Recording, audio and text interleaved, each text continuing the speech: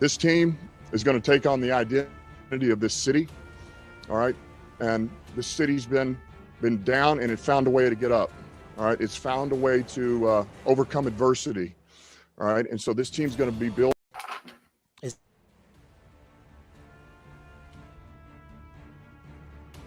This team is going to take on the identity of this city, all right? And this city's been down, and it found a way to get up, all right? It's found a way to overcome adversity, all right? And so this team's going to be built on, we're going to kick you in the teeth, all right? And when you punch us back, we're going to smile at you. And when you knock us down, we're going to get up. And on the way up, we're going to bite a kneecap off, all right? And we're going to stand up, and then it's going to take 2 more shots to knock us down. All right, and on the way up, we're going to take your other kneecap, and we're going to get up, and then it's going to take 3 shots to get us down. And when we do, we're going to take another hunk out of you. Before long, we're going to be the last one standing.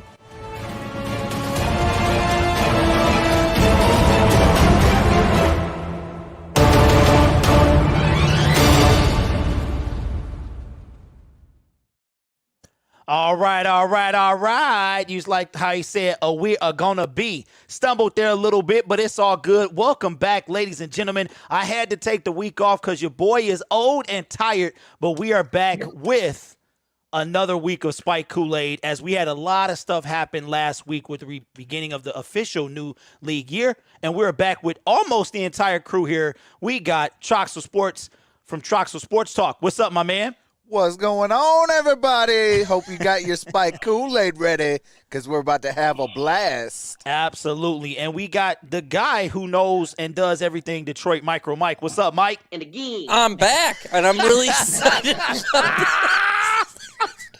Got him. Oh, man.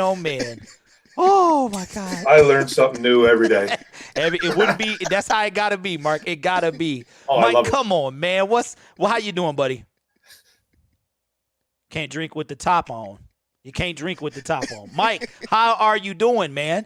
Oh, I'm doing great. I'm really excited to get into this show. Let's go, right. Detroit Lions. We got 20 in the building. Let's get 20 likes in there, folks. Let's get them likes up. Like it up. And we got Mark Orum in the building. How you doing, Mark? What's going on, fellas? Some Spike Kool-Aid today, man. Let's pour some out. Let's go. Yeah, Spike without the spike. It's missing today. Had to take a little break from it, but we all got to clean the kidneys every now and then. TA from Noble Sports Entertainment. What's up, man? Hey, what's up, y'all? Hey, the bounce is back, baby. It's been a long time since we had the squad on like this, and we got the DERRN in the comments.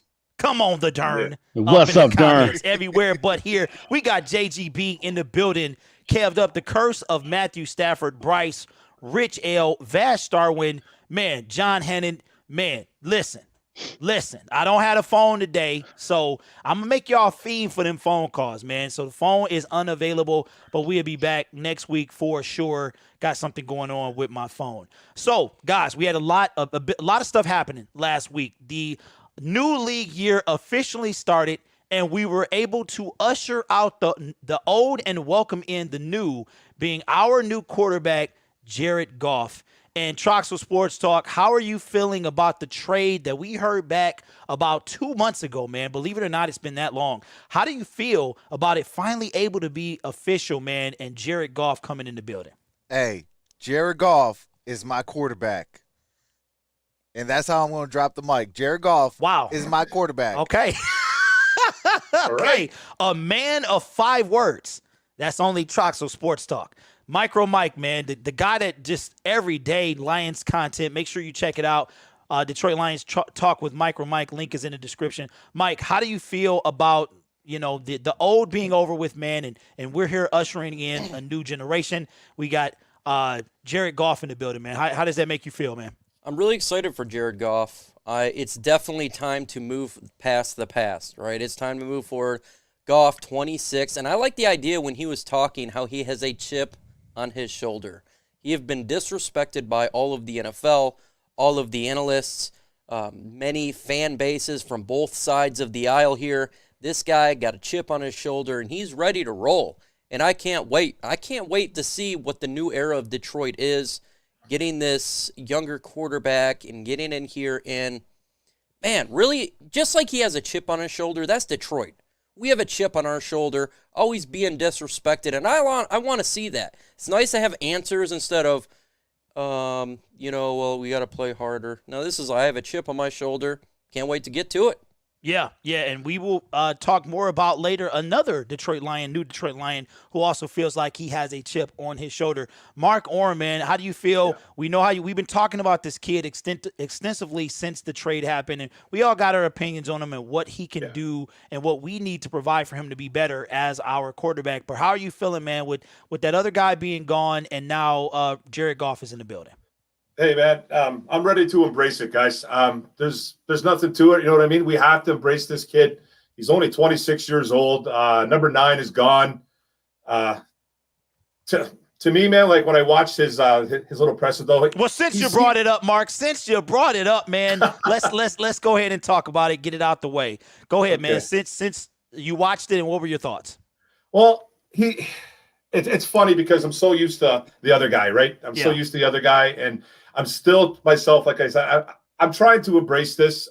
He looks a little bit out of place, but it's just because, it's brand new. This is a whole brand new thing for the Lions organization. It's brand new for fans. It's brand new for all of us. So I like what he said. I'm glad he has a chip on his shoulder. Let's just see what happens during the season, because I think the only way we're going to be able to gauge this guy is to see how he handles adversity. So because it could be a long year. It could be a rough year coming in for this guy. And I don't see wins on the horizon, and I want to see how he handles it. Okay. Basically. No Sports Entertainment. Go ahead, Trav. I do want to say one thing. I did listen to that other quarterback that we had, his press conference, and hey, instead of worrying about his own press conference live on air, he was worrying about what the Detroit Lions were doing. Now after we get TA's comments, I don't know I did hear some pushback, and people are saying, I saw it all over Twitter, but I didn't listen to it. So you guys can fill me in if you would like. But TA, what are your thoughts, man, on that other guy being gone and Jared Goff being officially our quarterback? They couldn't even really say him by name, bro. They could just kind of insinuate and allude to him being, but we all knew who it was, man. But how do you feel about that, bro? Man, I think Jared Goff coming in, man, is going to be good for him because number one, he gets a fresh start. He gets an opportunity to do something that he's never done, and that's be with the franchise or be with a team that is not a winning team. And he's going to be able to do something special, man. So hopefully he will be able to do that. I looked at his press conference. He's definitely starting to embrace Detroit, and that's what you want to see, man. You want to see the guy go around town, shake hands, get to know the community of Detroit, because it's hard workers in Detroit. But at the same time, man, I want to see this guy, because I don't want to call him at this moment a bridge guy or anything like that. I want to see what he got. I want to see can Jared Goff really play football, and we're going to see that this season. Can he really sling that football, and can he really get this team to go in a different direction than what the team has been going into? And if he can do that, man, everybody's going to be on this guy's back and loving him and embracing him. And you'll be thinking about Matthew Stafford sometime later, you know what I'm saying, in the future. Yeah, well, I said that I was going to do this, and I owe Mark one, okay, and now I owe you one as well. Okay, all right. We cannot say his name. I'm sick of saying it. I'm sick and tired of saying it. Mark didn't say it. Mark yes, said the other guy. Oh, wait, who said it? Was it you? I said number 9. He said number 9. Well, you know what? Let me give myself some. All right, that's all for good. Me. That is for me. I apologize. There you go. Man, that sound like it came out of somebody's toilet. We got to do something about that sound, man, right there. But listen, we got some people in Mike, the building. I'm going to send that file. Yeah, Mike, we got to get you the crisp one, man. That boy sound like it's from the 1960s. But that's okay. Chef Adam is in the building, the Carolina guy. Man, everybody's here. So listen, for those of you who haven't seen this, we've been alluding to it since the beginning of the show. Let's take a look at some highlights from his press conference, and we'll talk about it even further. There's 3 things that I think about with Jared Goff. He's tough, he's durable, and most importantly, he's a winner. He has won in this league. He knows how to win. All we need from him is to come in and play quarterback. You just play quarterback. You don't have to be a savior here. You just be the quarterback. What I feel every day being here so far is how badly this city wants and needs to win, and wants and needs their football team to win. And you know, I'm now the quarterback here, and I'm excited to provide that. I think it builds that chip on your shoulder a little bit. I won't lie about that. There's that little extra motivation and chip that you do feel, and you know, I am so thankful for all my time there. But yeah, you do feel that. You do feel you know, a little bit of, okay, like, let's see what we can do now. I was disappointed for 2 minutes, and then I spoke to these guys on the phone, and it was like a breath of fresh air. Being able to hear from Dan, being able to hear from Brad, being able to hear from Aylin, you know, people around the organization, Rod, Sheila, everyone, it was immediate. Okay, this is where I'm supposed to be. You know, this is how it's supposed to go down. I don't see it as a rebuild at all, to be honest. I know you guys are going to throw that word around. I don't see it as that at all. I think it takes the right pieces to win, but it can happen in one offseason. It's going to take a lot of hard work, and that's the challenge that I think I'm most excited for. Is this challenge of bringing this team and bringing this city and bringing this culture back to what it should be. I've won playoff games and know what it feels like to be in those moments, and am so excited to hopefully bring that to Detroit. And I think that grit that you talk about is something that this city embodies, and something that I've always embodied. Being down there and seeing, you know, the stadiums are all in the same block and everything's really close, and it is a sports town, and being able to play in a sports town is special. You know, it's something that I'm excited about, and I know football is king here, and I plan to make it a winner. I know everyone's hungry, and I remember what Dan said in his press conference to start off when he got hired was, I know you guys have heard the same thing over and over, and I'm not here to say the same thing again, but I am here to prove it, and here to show you guys and to do it on the field, and the plan is in place, and I know they're doing a great job. It's really the opportunity, you know, ultimately, you know, being a place that has wanted that for so long and has been so close, but hasn't been able to get over the top for, you know, a variety of reasons. And, you know, I plan to put us over the top. I plan that to be my job, is to be the quarterback of this team and put us over the top and get to the playoffs and win multiple playoff games and win a championship. We're very excited to add him. He's a proven winner. His resume speaks for itself. He's won a lot of games. His postseason success, postseason at home, postseason on the road, played in Super Bowls. So again, his resume speaks for itself. He's going to be a big part of what we're doing going forward, and couldn't be more excited to have him. I do expect Jared to come in and start to be our starting quarterback. I don't see anything other than that. And then in respect to where we're at 7 overall with the draft, and regarding the quarterback position, is like I told you guys previously, and it hadn't changed, that, you know, when you're picking inside the top 10, you're not in a position to ignore any positions. You're just not. So, you know, the quarterback position is very important, and if the value's there and if the right guy's there, then, you know, he'd be in heavy consideration. Part of the compensation that we received for the trade, and I know a lot of people talk about the picks, but a lot of it was Jared. You know, it's just the fact that, you know, being able to acquire Jared. So that's the part that sometimes gets kind of, not, I don't want to say lost, but it's like, okay, we got third round pick and 2 ones, and but to have Jared, so, and again, it's like I said earlier, his resume speaks for itself. He's a proven winner. So for him to compete for the starting quarterback position and, you know, winning the starting quarterback position, you know, it definitely expects him to reclaim that status. And I've never, you know, had any doubts that he can be. And again, his resume speaks for itself, so we all know what he's accomplished and done.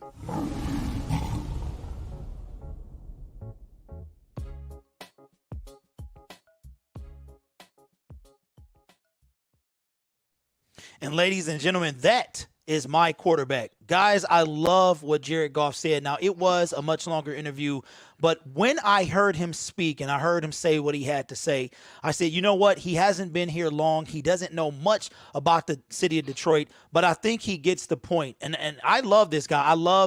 Now I hope that it can result into wins on the field, but already he knows what kind of city this is, what kind of fans we are. And he's really going to get to know that this coming fall with fans back in the stands. But we'll start with Mark Orm. Mark, what were some of the things, even if you didn't see the whole press conference, man, just from those highlights there, that you might have taken away from Jared Goff, man, and how he feels about moving forward? I like the fact that he wants to win here. I like that he came out and he was talking highly about the city, and talking very highly about the coaching staff, saying that he wants to win here and he knows what type of determination it takes to be a quarterback in this city. You have to have grit. You got to be tough. He's following a guy that was very, very tough, never was a winner, and he brings that. At least he brings that resume to Detroit, which I like a lot. I like his confidence. He's a confident kid. Yeah. You know, he doesn't seem like an LA, like a Hollywood kind of cocky kid, which I was actually kind of shocked because I never really heard him talk too much when he was in LA. I remember they did a Hard Knocks a few years ago, but I don't remember. He's a soft-spoken guy. It seems like he wants to really be here, and they wouldn't be bringing this kid here if they're not going to make him at least first-year starter. So I'm just happy that he wants to be here, and let's just see what he does. Just turn down, just take it easy with the turnovers, bro. That's it. That's it. And you know what, Mike, and we'll go to Mike second. Mike, something that they didn't show in these highlights was somebody, as they always do, they bring up that guy, right? Mm-hmm. And they wanted to ask him about that guy's toughness. And he said, that guy's tough, but I'm not too shabby myself. I'm tough as well. And I like that he said that, man. But Mike, how are you feeling, man, about the highlights and what Jared Goff had to say in his introductory press conference? First off, Carolina guy, I appreciate the support out there. I'm seeing you in the comment section. I will see you on Thursday on my channel at 6:30 p.m. EST. When it comes to that question, and again, when it comes to them always talking about this guy, Jared Goff's tough too, folks. The guy had surgery. 1 week later, he's playing in a playoff game that he won. To me, that's fairly tough. And so let's stop talking about that guy. He's not that guy. The previous quarterback is not Jared Goff. Jared Goff is not the previous quarterback. It's time to move on. He moved on. He's at a new team. Jared Goff, he's on our team, folks, and we play that other team this upcoming season. So let's get behind Jared Goff, and let's not talk about that guy all the time. I am ready for Jared freaking Goff, just like Don freaking Muleback. Okay, so we gotta be Jared Goff, who, by the way, doesn't miss a lot of time either. Mm-hmm. And the guy is strong. Yeah. So hey, look, Stafford, I'm waiting for it. There you go. No more. Goff, yes sir. In Goff we trust. So listen. So Trox, it's been we've got to. I liken this thing to any relationship, man. You know me, I always like to bring up the relationship analogies, but we've got to, this guy's gone, okay, and he left willingly. He said it was mutually, but he's gone. He's the past, man. He's over, okay? And now we're moving into a guy that feels a little slighted by his team. You heard what he said. He said he was shocked for like 2 seconds. And for those of you who didn't hear, he actually interviewed on the radio this morning with 97 Won a Ticket, and he mentioned like, it was kind of tough at first. Like, it was tough, man. He was completely caught off guard and shocked that he was being traded. And so now that he's here, now that you've heard what he had to say, Trox, how are you feeling, man, about Jared Goff? Well, first and foremost, I want to say, if you ever want to see the disrespect, not only does the Detroit Lions get, but also does Jared Goff get, just go search up Jared Goff, on YouTube, because that literally – me sitting there doing my research on that, and again, got me so heated that I had to. Jared Goff's my quarterback. That's my quarterback. Yeah, Trox, because you kind of came over. You came over a little bit, wasn't really feeling it at first. I think the only two people in the entire community was MICROMIKE and myself feeling this. But you have come over to this. Now, TA came over to the dark side. To the dark side. Now, this the Jedi side over here, man. Yeah. We Jedis over here. We do that thing. Nova Sports Entertainment. Hey, how are you feeling, man, about, we've been doing this thing a while, TA, and we know we done seen some ups and downs, man. We done dealt with that guy for 12 years, and you were very high on seeing him go. Now we got Jared Goff. How do you feel about Jared Goff, man, maybe embracing the city of Detroit? Man, I love it, man. I love everything that he said. He said all the right things. It's about, doing it on the field. I believe that Jared Goff definitely wants to win here, and he wants to, by him coming out in the presser and just letting everybody know, like, look, I don't look at this as a rebuild or a retool. I look at this as, hey, we possibly can do it this year. And that's what you want. That's when you know that you got great leadership in a quarterback. That is some of the intangibles that you want to see out of your quarterback. Saying, no, we're not just going to lay down this season, because everybody is thinking that we're just going to come out and lay an egg this season, but we're not going to do that. We're going to come out and we're going to bite kneecaps. We're going to bite forearms. We're going to punch you in the mouth. We're going to hit you upside the head with a baseball bat. We're going to do all kind of stuff. We're going to make sure we put you out of commission. So by him just hey, TA, hold on. Hey, TA. Hey, but I like that though, TA. I like that, and we talked about this, gentlemen, all the time. And I said, if you look at this, what we're trying to do, a lot of us said with the old team, 4 wins, and then we looked at the schedule. The schedule is kind of brutal, man. As a matter of fact, I saw a graphic that the Detroit Lions were listed as the least improved team of the offseason. And I thought that was very disrespectful. And to go with what Dan likes to say about biting kneecaps, the whole point of that is that we're going to fight you. We're not going to lay down. We're not going to take it. And I was trying to talk to the fellas about this. And if we're always fighting, if we're never out of it, why can't we win these games? Why can't we turn around and the same way we lost 9 out of however many games in 2019, why can't those same games be won by us now? But I think that we are moving in the right direction. I think Jared Goff is a guy who this guy has won games, fellas. He's been to the Super Bowl. That's more that we can say about this other guy. You know what I mean? So I think that we don't bring him here if we're not trying to win right now. And that brings up another question as to who we're going to take at 7. And we've got about a month, a little more than a month with this draft. And Mike, I know you saw some mock drafts and you did one the other day. Who do you see the Lions taking at number 7, man? Do you think we're going to stay at 7 or potentially trade back? I really think we're going to trade back. In my personal opinion, I'm putting out like a 90% chance right now. I just feel like they want to acquire more draft picks. But if that scenario takes place where they decide to stay at 7 or they do not have a trade partner, I think they're going to go offensive line or wide receiver. Why do I say this? Because if you heard the press conference, you talk about Goff, and he's like, I would love to go on to have someone on the outside and someone on the offensive line. We got a lot of players so far in free agency, a lot on defense. And if you look heavily in this draft, it's a lot of offensive heavy when it comes to the first initial picks. And I think if the Lions can get a speedy receiver or solidify that offensive line in which they want to run the football, I think that's what they're going to do if they stay at 7. If they trade back, I think sky is the limit just depending where they're at. I think that'd be best player available just depending. That could be defense, but I'm still looking at they potentially could go wide receiver. I know a lot of people don't want to hear that, but if you've seen what we've done so far in free agency, all the receivers that we gotten are extremely fast.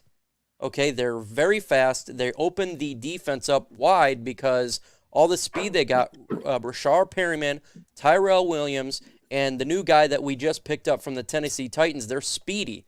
And I think they're wanting to replicate what they did with the Los Angeles Rams when they had their running game with the play-action deep pass. Yeah. I think that's the kind of route they're going to go, so I would kind of look for that. All right, Troxel Sports Talk. I know we talked about this, man. It's kind of consuming everybody's conversation for the next 5 weeks. What do you think the Lions are going to do at 7? Because I don't feel like we have that number 1 yet at wide receiver. I know we signed a guy today. We signed a couple names as well over the past couple of days. But I don't feel like we have that number 1. So who do you think we're going to take, or what position you think we might take at number 7? I think Mike hit it kind of on the head. It's either going to be offensive lineman or wide receiver. My personal opinion, I think it's going to be an offensive tackle. I think if Rashawn Slater is there, that is your pick. If Penei Sewell drops, I think that is your pick. Either way, you're getting one of those two guys because this is a very, very, very, very deep wide receiver class. So you could get a number 1 in, say, the 3rd round, 4th round, 5th round. Like, they come a dime a dozen, just like running backs. Look at guys like Alvin Kamara. Was what, a 5th round pick? Those later guys, and they came and blossomed. I don't know how that guy fell that far, but hey, you know, there's risers and there's fallers for a reason. Yeah. And I feel that, you know, you go offensive tackle, you know, you could get, you know, if you trade back, say, to 15, you maybe be able to accumulate the 46th pick.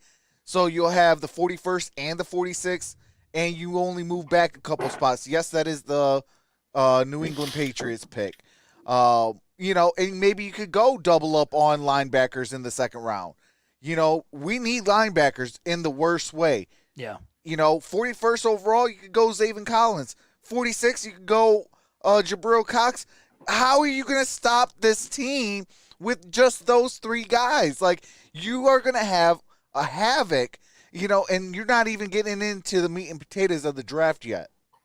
Yeah, I agree. And I think it's going to be tough, man, because we still got Allison on the roster, if I'm not mistaken. And I don't think he's going to be a factor at all. I hope he's not a factor. He got speed, though, too. I never. He does. There's nothing you can say, bro. I don't like that. I've never liked him, but okay. So it looks like we just got, you know, the Thundercats on our team. Everybody can run.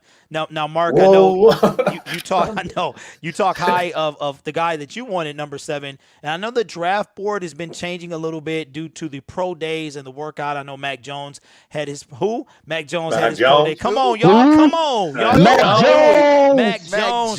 He had his pro day. Not impressed by that guy. But, you know, he wanted to up his stock. I know a lot of people did that over the past few days. But, Mark, what do you think the Lions are going to do at 7, man? You expect them to stay or you expect them to move out? And if they do stay, who do you have them taking?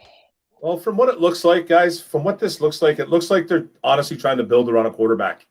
They're trying to get weapons. I know there's weapons that we've been getting. Band-Aids, I think Tyrell Williams and Brashad Perryman especially are Band-Aids. It's starting to make Hey, Mark, which Band-Aids, man? The store brand or Band-Aid? Which Band-Aids are they, bro? I'd say Brashad Perriman's definitely store brand. Oh, Lord. Man. He's definitely store brand, and that guy can never stay healthy. Yeah.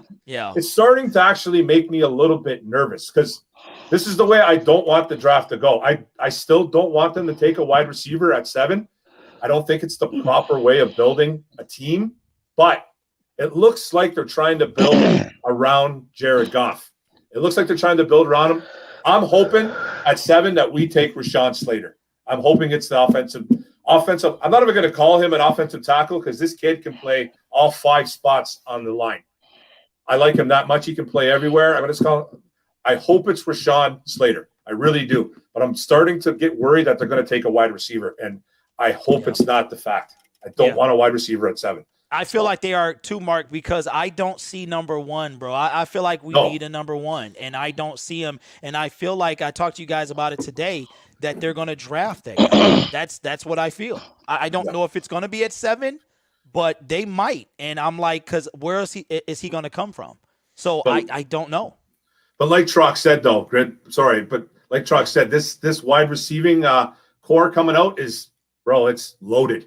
Like there's guys from rounds 1 to 5 that we can grab. I don't know if we go a little bit late, 3, 4, 5, we can get a number 1 maybe, but 1 and 2 for sure. I don't want one in the first round, man. It makes me nervous. Yeah, and it's funny that you said that because I know TA, he's very high on a certain wide receiver that has come up his scale. That's in why the I past didn't drop no names. Yeah, in the past couple of days. Now, TA, do the Lions stay at 7? And if so, or who would you like them to take, whether they trade back or stay at 7? Okay, with the Lions at 7, because I was definitely going to do a video on what the Lions probably could do at 7. I'm still going to put it out there, but I want to say this. You know, I agree with Mark Orm that definitely. I know Trox's been talking about it too. We've been talking about it off the record. You know what I'm saying, and just saying that basically they want to take the offensive lineman. I'm looking at it that the Lions may take the linebacker or the wide receiver. To me, linebacker is it's the need that they have the most. But you can pick up a linebacker later. Now, depending on what linebacker you go after, that's going to be a whole nother ball game. But there is a wide receiver in this draft class that I wanna talk about. And a lot of people are not talking about this guy. and I just want to put him out there. His name is Scary Terry, Tamarion Terry. I think that this dude, Terry. Well, before you go any further, TA, want to shout out Travis Doyley with the super chat. He says, Thunder, Thundercats ho. I'm old, so I'm not going to do it justice. But yeah, my son will come running down here and be like, Dad, you're too loud. I hate it when you watch the games. But TA, go ahead, man. You were talking about Scary Terry. Yeah, Scary Terry, man. Definitely, guys, if you have not watched the film on Tamarion Terry, man, he ran a 4.4 at his pro day, man. I really, really like this guy in the later rounds. I don't know if he's going to be there or not. Hopefully he will, because I think that he's a guy that Detroit could put at the number 1 and replace Kenny Golladay with. So, guys, make sure you look at the film on this guy. This dude, to me, Scary Terry is so scary because he catches the deep ball. He catches the deep ball like no other receiver in this draft class. And I was really, really enamored with what he was able to do out there on the field, man. So if we grab a guy like him, I think the offense is going to propel and it's going to go in the right direction. I think there's some things that he needs to work on, clean up his route running and things of that nature. But when he gets the ball in his hand, this dude is electrifying, man. So definitely, guys, take a look at Tamarion Terry. And I promise you guys, this dude is the real deal. You know what, TA, you mentioned him, man. I looked at him, and I noticed he gets a lot of separation. I did see that. Quick, fast, and in a hurry. And I did see that, man. And they're even putting it in the chat. Says, we're talking about maybe 5th to 7th round. Now, we only have 6 picks, and I think 2 of those picks come in the 3rd, if I'm not mistaken. Is that right? Yes. And we don't have a 7th round pick. Or a currently. 6th round pick. Or a 6th. So our draft is over in the 5th round? Our draft is over in the 5th. Yes, it is. I'm willing to take him in the 3rd. That's how special I think. 100% 3rd round. I'm willing to take him in the 3rd. Okay. I'm willing to take this guy in the 3rd round. He could even go in the 2nd round. You never know. He could. Yeah, his talent is that he's that good to me, man. I think I was high on Tylan Wallace, and he's still my guy.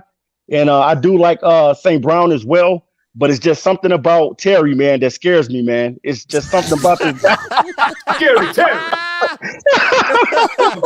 Well, listen. So I'm looking what about at Jamie Newman. If anybody has seen him in the first 3 rounds, if anybody has seen a mock where he's gone in the first 3 rounds, let me know, because I'm currently looking. And I don't see him gone at the mock I'm looking at in the first 3. I could be overlooking it, but I don't see him gone. First receiver off the board is Chase at number 4, and then they actually have Smith and Waddle going back to back. I mean, that's crazy. That's crazy. So at number 9, 8 and 9, they still got us taking Trey Lance. I don't think we're going to do that. I really can't see that, especially not. We have to do most of our damage in rounds 1 through 5, and I could see guys getting a steal in that 3rd round with those, one of those 2 picks that we have, and I think that we might get that receiver in that 3rd round. So that would be awesome. That would be sleeper awesome. receiver that people aren't talking about. He ran pretty fast today. His name's Rondale Moore. Oof, yeah. Take a look at this guy. Yeah. Okay, Trox, you was about to say something. Okay, so I did a mock draft. I think it was the other day, and this is exactly how I did it. I moved to the New England Patriots. That's why I kind of brought that scenario up. Sorry for you moving there. So the New England Patriots took 7. We went to 15. We also picked up the 46th overall pick and a 2nd round pick next year. So we have 2 firsts next year. Yep. 2 2nd rounds next year, a plethora of 3rd round draft picks next year, and you build through the draft that way. See, I want to do more damage this year. Well, I do, guys. Like if we get out of 7, Grid, I don't. But Grid, definitely take a listen to these guys I got. Okay. Because just this plus next year's, I guarantee by the end of next year. This time next year with the 2022 draft under our belts, we'll be back. Okay. We do something like this, we will be back quicker than most think. You get Rashawn Slater at 15. 41st, if Zaven Collins is there, you run to that podium. Shout out to TA of Noble Sports, put me up on that guy. The next pick, shout out to TA. if you're getting the trend, shout out to our guy right here. He is the draft expert. Yes. I appreciate that guy. You got Zaven Collins. You got Jabril Cox at 46. At 72, you got TA's guy in Tylan Wallace. You know, with the 102nd pick, because, you know, I did move back and move up and things, or no, I only moved back. I never moved up because I've always been a firm believer you can add more picks. When you don't have money, don't get rid of those picks. But at 102, I went and got Hufunga, the safety out of USC. Safety, yeah. Well, whoever we get, I hope we take it because this guy is touted as the second coming of my guy from the Steel Curtains, Troy Polamalu. Oh Lord. Okay, told you, so Trox- you know your boy got a little Anyway, special the wind place. blows. Troxel Sports Talk. Hey, you know I got a special place in my heart. But then you go and get, I added in another pick, so 119 is kind of like a throwaway pick. Mm-hmm. And if Chuba Hubbard's there, I'm running to the board. At I mean, 119. To a board a at lot, 119. Yeah. And then, Hey, that's a lot of board running, brother. That's a lot of board running. Trox is hey, and Trox- then 143, you go get Sneakers the on. best defensive tackle available, and that is Marvin Wilson. Shout out to the other draft expert. Yeah, this way, MicroMike. Put me on game with him, and also I did research on him as well.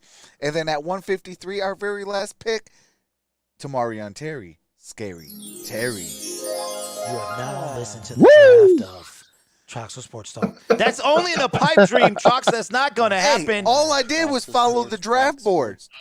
Yeah. You follow something else, too, that we can't talk about on air. Troxel, you know I love you, man. Listen. We're going to move on and look at the comments real quick. Who we got chatting it up. The DERRN says, if we don't trade back at 7, I wouldn't mind Waddle. In my opinion, he's better than Smith. I like Waddle. Well, too. Smith weighed in soaking wet at, what was it, 170 today? 170 soaking wet. 170 soaking man. wet. My stomach weighs more than that. We got to do something about that, man. I know he balled out, man, but that weight still scares me, bro. It really does. It really does. Grid, if that weight scares you, man, just think of Deshaun Jackson, man. He's only 175. But Yeah. Deshaun has been hurt later in his career, though. Yeah. A ton. Hey, Waddle, tell man. you, Waddle's like, only 180 too, man. Waddle's only Uh-huh. I'm 180. going to say He's like to you all 5'10". the time, TA.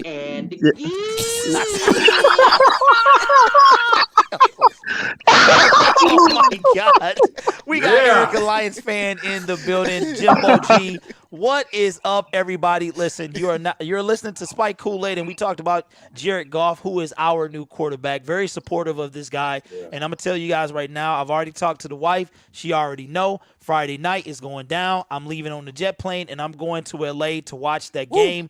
I don't know when yet, but as soon as I know, you guys will know, and I'm getting my ticket because I want to see all this stuff, man. It annoyed me, but I'm here to embrace this guy. And what I love about, and this will segue into our next topic, is that he has a chip on his shoulder, and that leads me to another guy that we just got, okay, in free agency, one Jamal Williams. Now, we'll start with Mark. Mark, I want to talk to you first, man. Former Green Bay running back. He backed up Aaron Jones, and now we have him as part of our team. He stays in the division, and it sounded like he had a little something to say as well. But before we do that, Mark, I'm sorry, brother. Before we do that, let's take a listen to this video. Really just excited to just get with this group. This group is really, the coaching staff has really just fired me up, got me to a level where, I feel like, I could change things there. I can truly change things there. I've been there. I've been to the highest game. I haven't won it, but I've been through big playoff games and stuff like that. So I understand that this winning thing is not like a magic formula that, everybody, makes it out to be. It's just about accountability, trusting in one another, having great communication between the coaches and the players, and just going out there trying to win games. I mean, at the end of the day, that's the only goal, every team is, going out there to do is to win games. And my agent was saying, we can, restructure your deal, and the Lions want to restructure you. And, they value a little bit more than the Rams do. And so after hearing that, I just felt like, I think this would be a great opportunity to go to a new team, actually put my leadership to work, and just building something. And the coaches pump me up, because you go into the situation really getting caught off guard, but then when the coaching staff is behind you and they believe in your abilities and what you can bring to this team and how you can change the culture of this team, it really picked my spirits up and just fired me up. I think Sheila made it, very, very frank. My meeting with her, go get the quarterback. I think that's the main role. I think that's something that, that wins games, getting a quarterback off the spot. And I think that's something that, I'm looking to capitalize on, looking to do, will get done. And I think that's the main job that I'm here in terms of my role. Definitive role is affecting the quarterback each and every single play. Whether that's me actually going, on a pass rush play, or if that's me using some form of disguise and me dropping out of coverage, whatever I could help possibly affect the quarterback is the biggest, my biggest role. And I think that's any dominant biggest role. I was just all in for Green Bay. That's how you're supposed to be when you're on a team. You got to be all in for what you believe in. And I was for the team, do whatever I can. And I wanted to stay there, but the way things happen, it just happened.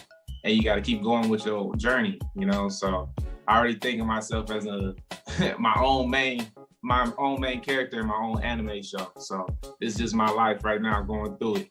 And it's just, I'm hitting another chapter, the chapter of the Lions, baby. And it's looking good. And I'm enjoying every minute of it, just because I can feel the energy of this team and just how special that we can be.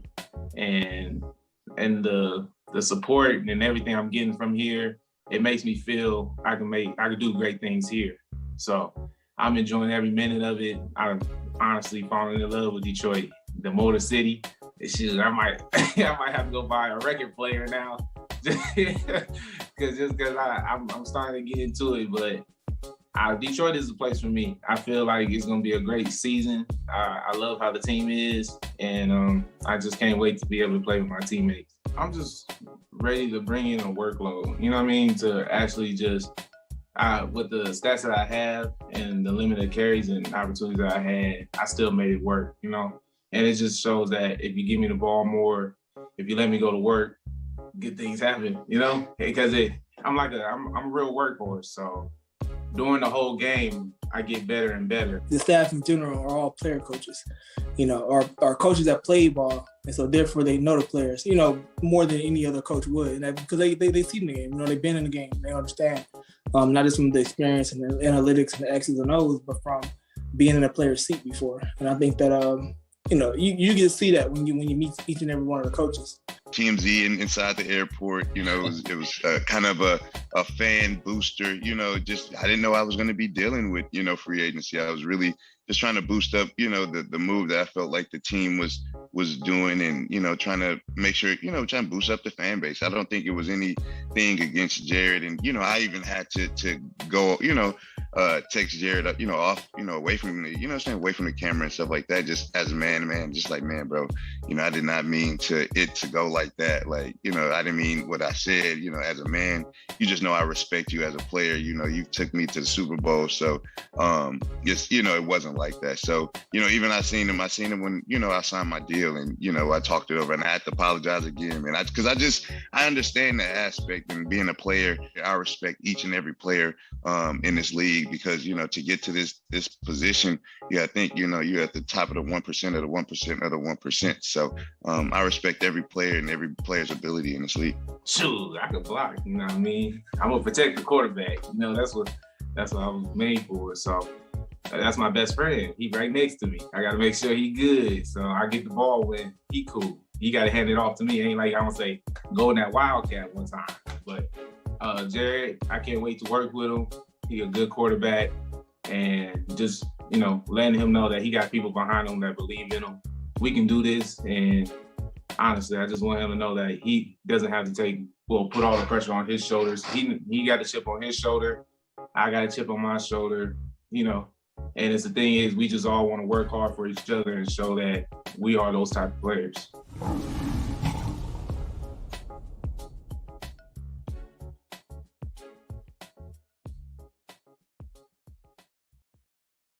Oh, yeah. That's what I'm talking about. Chips on shoulders, baby. Just like ISN. That's what I like to hear. Jared Goff, Jamal Williams got chips on their shoulder, and you like how Michael Brockers had to backpedal. Hey, I was just doing it, man. I was trying to hype up the fan base.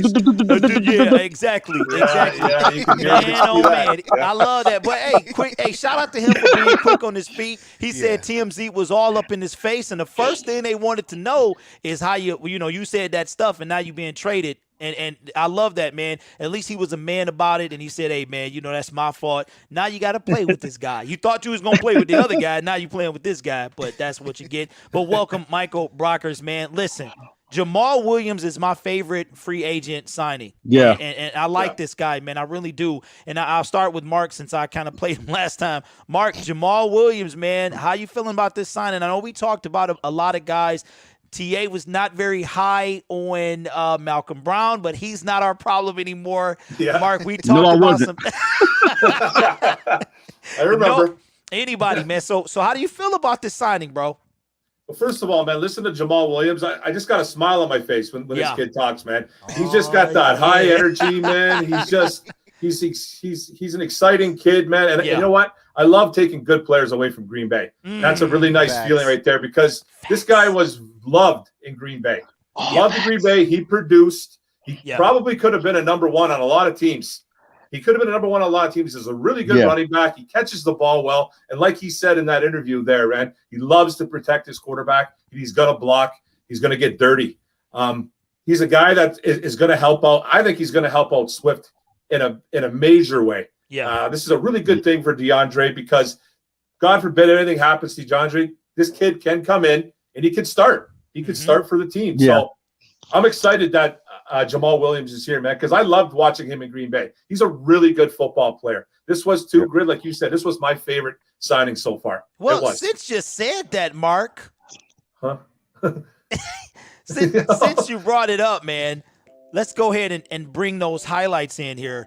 Love it. I love this guy, but we'll go on to Noble Sports Entertainment, man. How do you feel about the Jamal Williams signing, buddy? Man, I love it. I love it, man. I love the guy. Just like Orm said, he's high energy. His personality, man, definitely won me over, man. Kid has a great personality, man. And then just what he was able to do at Green Bay, man, he was solid. If you look at those numbers that he put up, those are solid backup running back numbers. You know what I mean? I'm pretty sure if he got the ball even more, Jamal Williams will be even more effective. This guy possibly could, like Orm said, could be a number one running back in the National Football League. But he plays his role. Whatever you ask him to do, if you want him to block, if you want him to run, if you want him to catch the football, he does it all, man. I love the signing of Jamal Williams. Absolutely. Mike, what are your thoughts on this signing, man?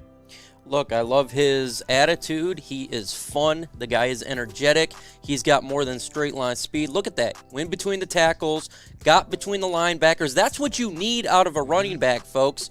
Get past the first level. It is vital.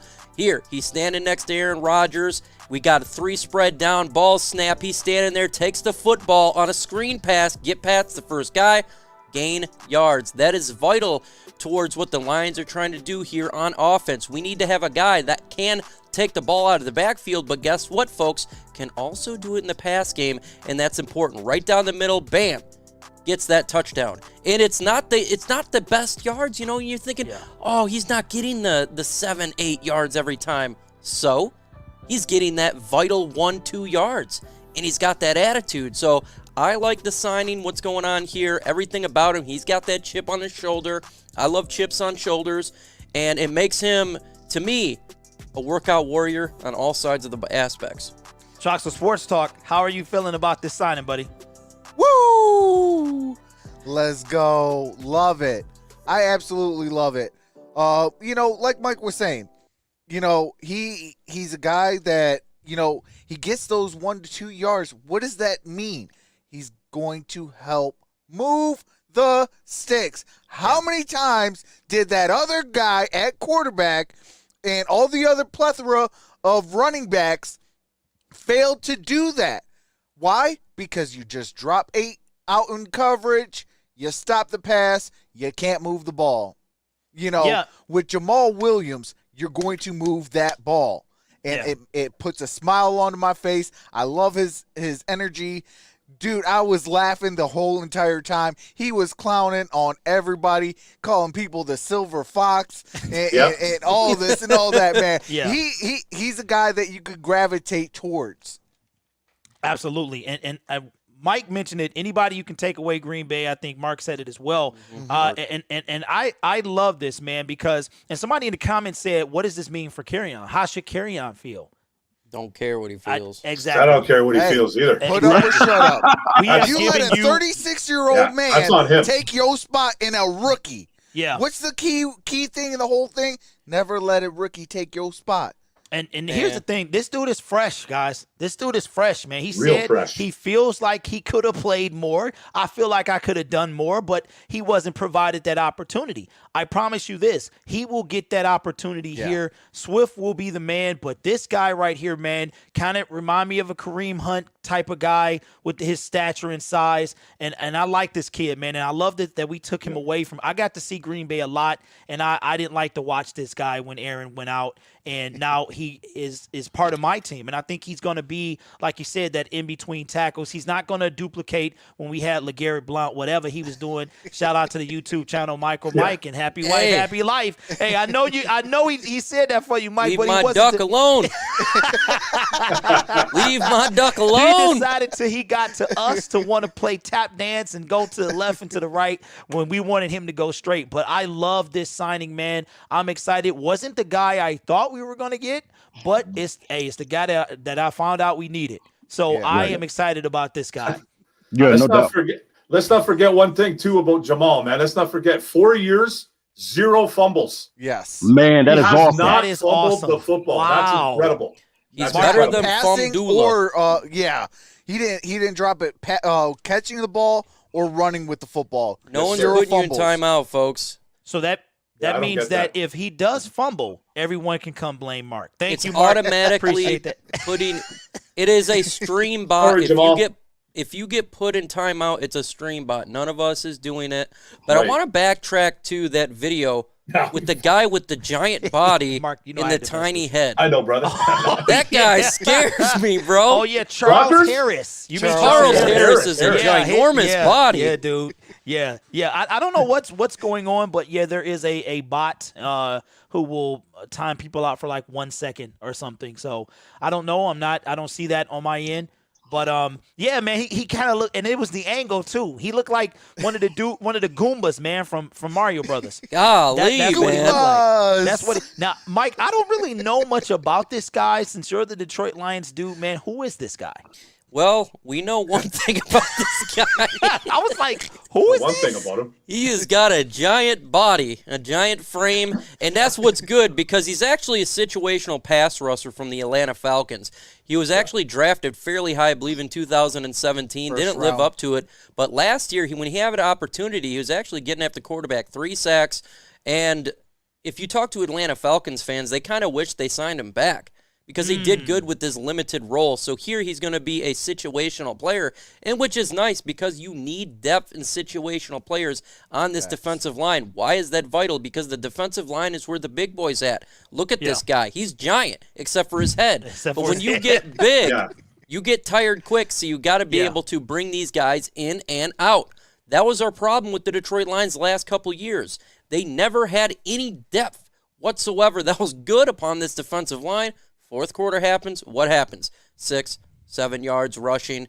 Oh, yeah. Then we get Patricia looking. I mean, that's exactly what was going on. Patricia, So, that's yeah, a cuss he's going to be word. a good piece for us. Don't expect him to be the guy. He's not Trey Flowers. He's not Romeo Aquara. But he's a decent situational guy. Hey, Mike, it's Patricia, not the other one. Patricia.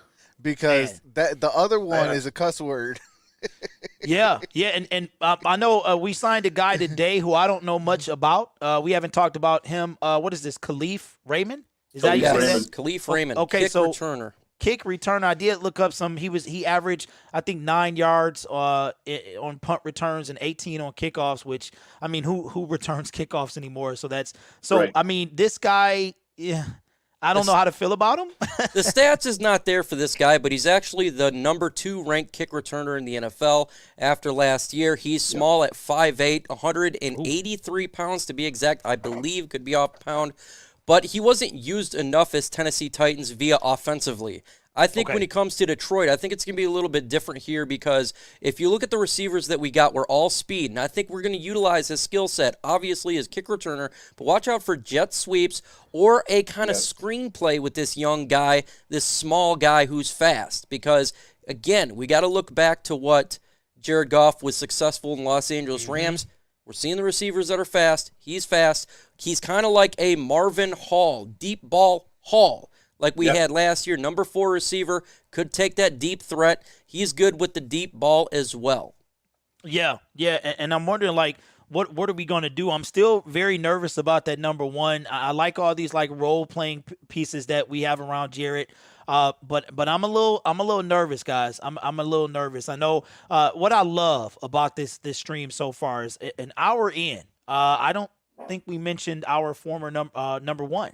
And I think maybe somebody might have, but I love that, man. We have moved on, and now we are looking toward the future. I mean, now we're really seeing how Bob Quinn and Matt Patricia, the 2 curse words in Detroit, have done the damage they did to our team, man, and how quickly Brad Holmes, I got it right that time, and Dan Campbell are turning this thing around. And somebody said earlier, don't fall for the okie doke, and get hyped for this season. And I don't think I'm even there. I see a change, but I'm not excited just yet. I still want to see it translate to the field. So, Mark, what was your favorite move, man, during this free agency period that the Detroit Lions have made?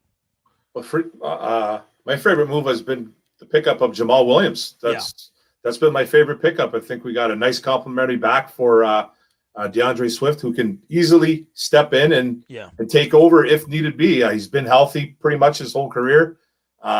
Doesn't fumble. Sorry, I'll knock on wood on this one, guys. Okay. I love his style. He's my favorite. He's my favorite pickup so far. There's nothing you can dislike about this pickup. High character, and you got high production from a guy as a number 2 who can step in easily. So he's my guy, man. That's my guy. I agree.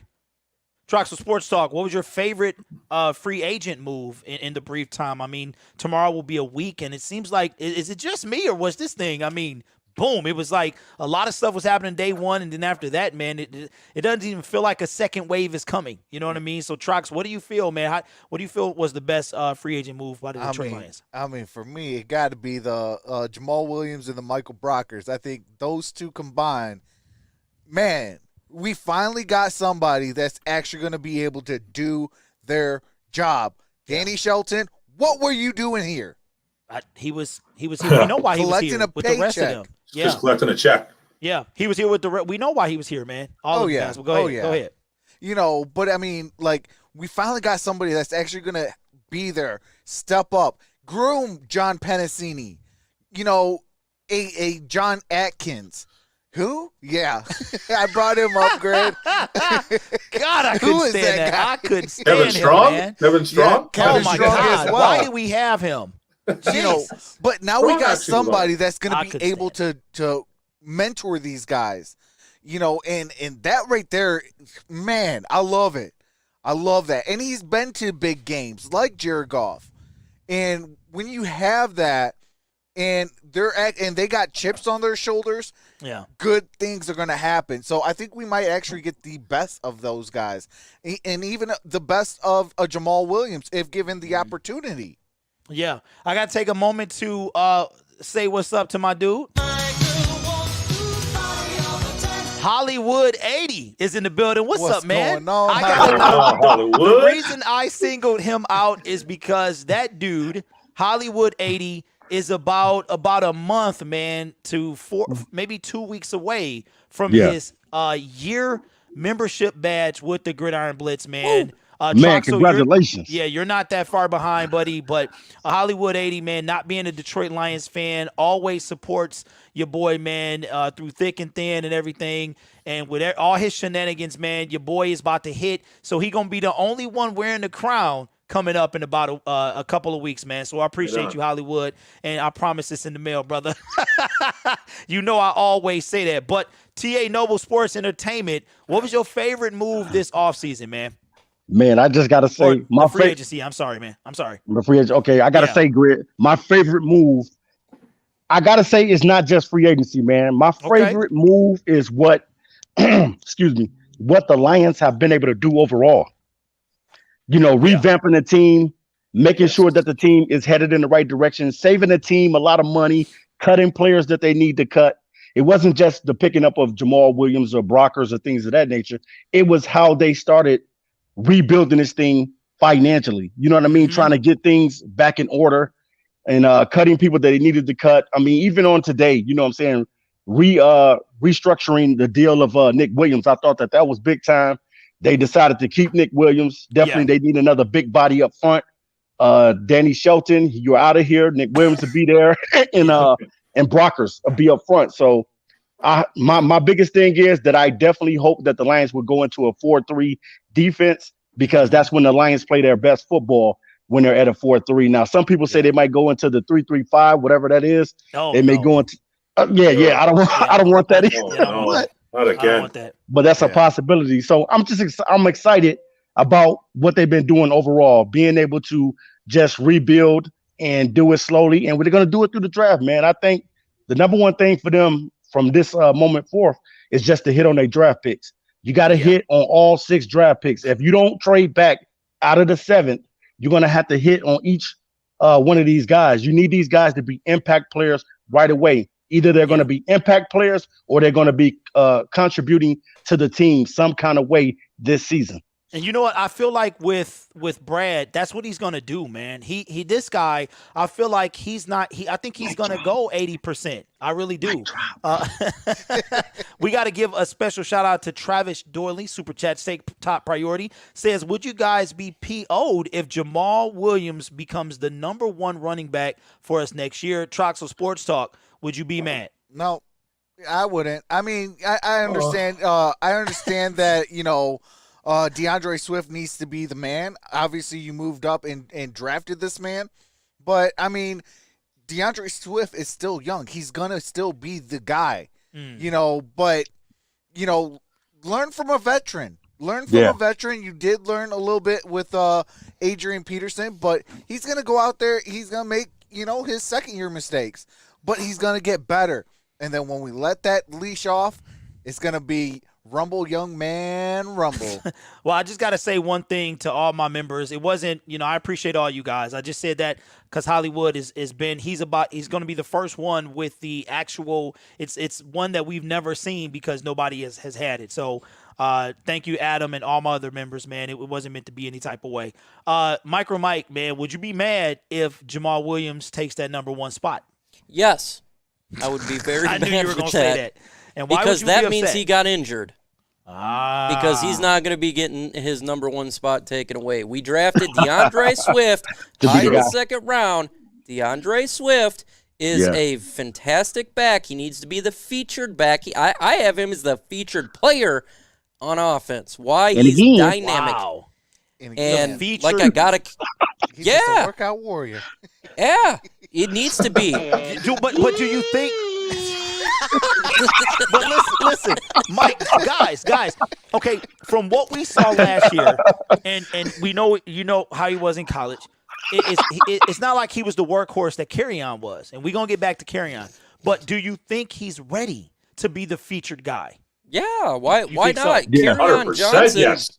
We don't want him to be the featured guy. Oh no, Kerryon. No, I just brought up his name just because. Don't ever bring his name in featured back. Because no. Carry on. We draft him high as well. No, Kerryon. No.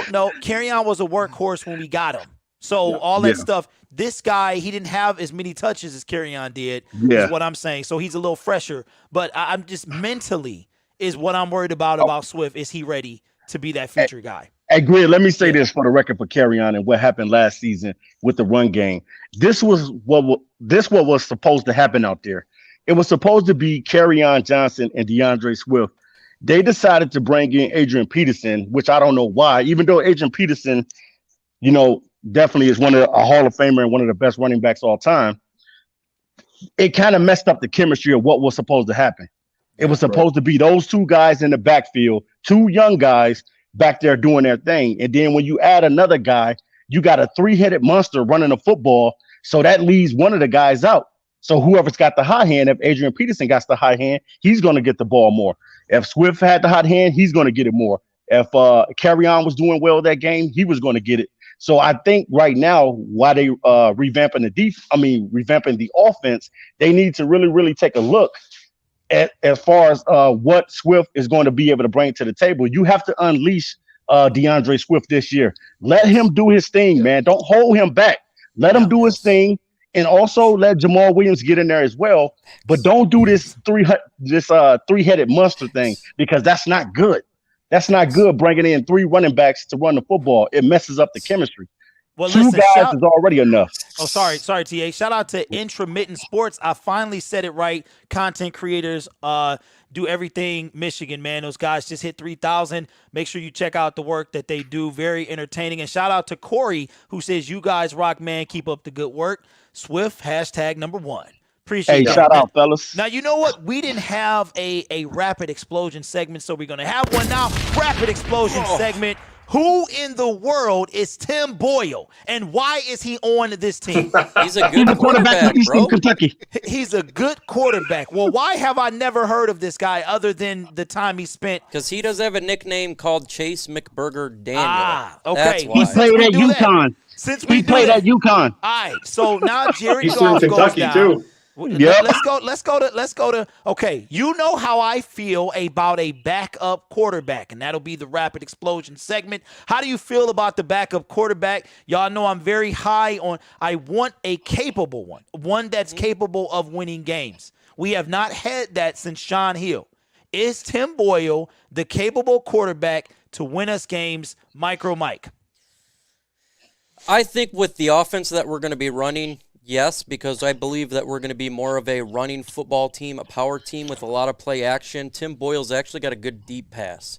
That's his thing. I'm not too sure, obviously, in the middle, but we're going to be running the football a lot, and I think with the speed receivers, I think he'll be capable to hold the fort down.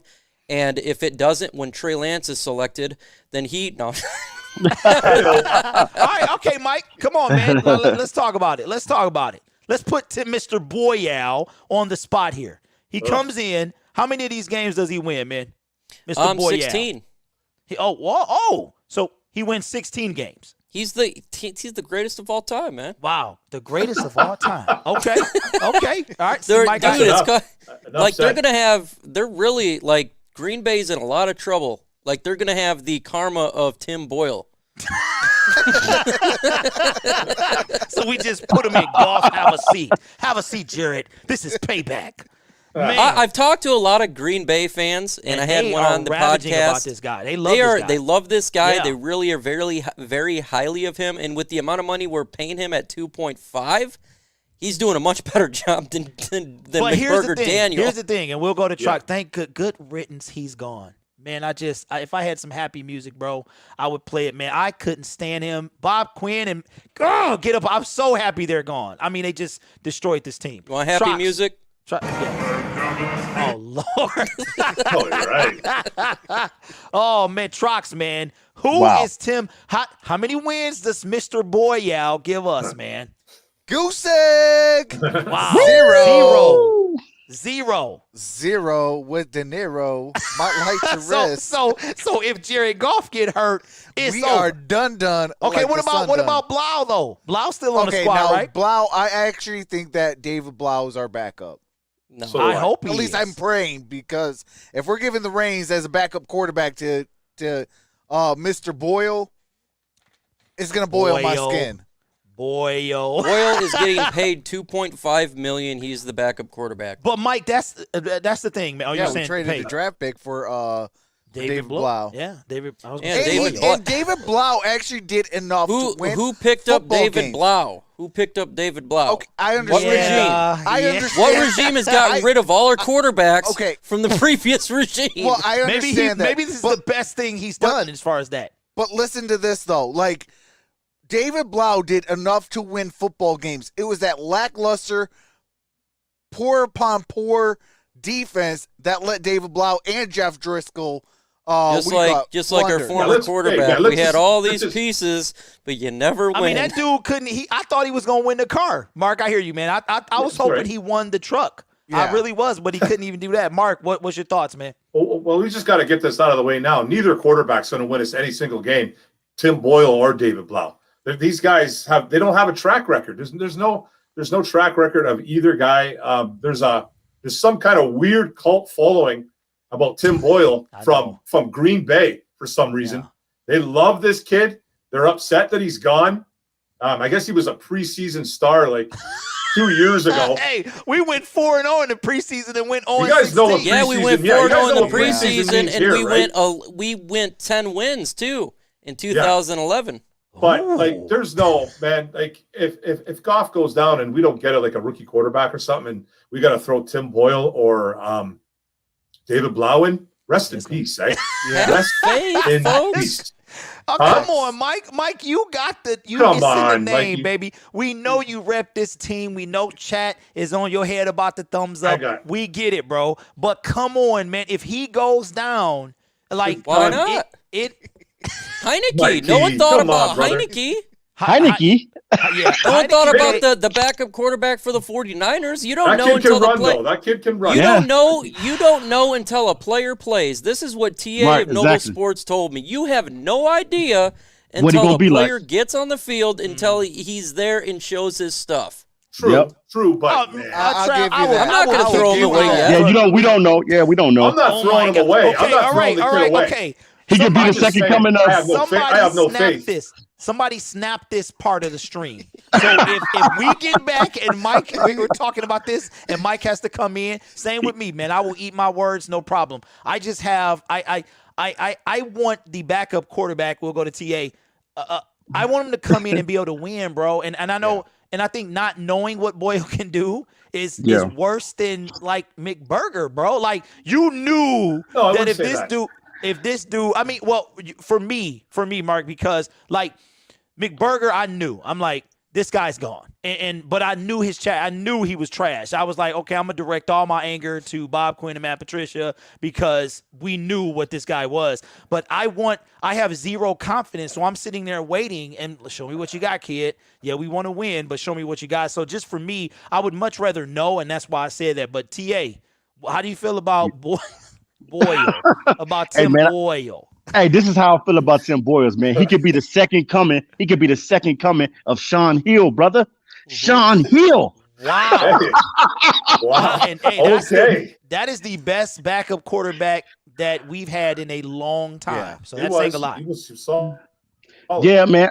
I got a chance to watch his film and get to know the player a little bit. I know he played some little football at UConn, and then he transferred over to Eastern Kentucky and things of that nature and stuff like that. Howdy, guys. Howdy. And he went down to Eastern Kentucky and he played some good football. No, he's definitely like Mike said, man. He throws a solid deep ball, man. Matter of fact, a lot of throws that he was making, man, I was really, really impressed with him, man. I think that he could probably win 1 or 2 games, man. You never know. 1 or 2. All right, 1 or there we 2. go. Hey, there we Yes, go. 1 or 2 games, man. 1 or 2. That's No way. game changing. No The way. second coming of Sean Hill, baby. Because we ain't won one. We Sean haven't Hill. won. Hey, listen. Hey, that's an upgrade. We haven't won one with Chase. Okay. So that's actually enough. See, that's See, it. folks, I see think there's- here, really quick, I'm going to make a point here. See how we're talking about how the quarterback needs to win us the game, and we're talking about like we've lived in the last 12 years.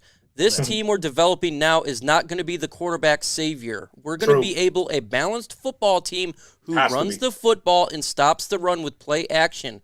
We need to realize this is a different type of team that we're bringing here in 2021. The last 12 years, we've relied on quarterback play. Yep. We don't need to rely that. Jared Goff right now is not going to be the quarterback savior of this football team. You want to know what is going to be the savior? Is that 2 running backs that we have in DeAndre Swift and Jamal Williams in our offensive line. That will be the savior, because if they can run the football, that opens up the play action. Regardless who the quarterback is, if you can get that deep ball sent, you can win football games. It just takes a couple plays, and you're good to go. So at this point, Mike, we need you're basically saying we need a serviceable quarterback. Yeah. So if we put, let's say we put balanced. Yeah. Let's say we put. Well, Driscoll wasn't half bad to me. I mean, I know a lot of people. I like Driscoll. Him, but yeah, I liked him, man. So let's say I thought Driscoll was solid. All right, let's put McBurger in this team. Jarrett goes down, and now we got McBurger. Just I'm thinking about when he came in during the season, bro. Like he threw 3 good passes, and then his 4th one was intercepted. You got to have quarterback. Grid, we're talking quarterback play. That's not quarterback play. I don't know what that is. That's not quarterback play, though. Man, he was throwing ducks out there, bro. Before we That's pick still him in the up. lab trying to get figured out, man. What Daniels did. That's still in the lab. They're still Highway robbery, trying to man. figure that out. Even the media was kind of mocking how much money he's taking from the Right. NFL. Man, he's robbing the NFL, man. And I see in the comment section it says, Mike, we've been talking this for 3 years. Yes, because we've been trying to build a team that's balanced, but it has not occurred. That's the thing. We've always depended on the quarterback. Always revert back to the quarterback instead of sticking to the plan, running the football. Yeah. That's how you got to do it. Yeah, exactly, Mike. That's the thing. They never tried to help out Stafford, man. They never. They handed him. They handed him. Keep talking. They threw him. They threw number 9.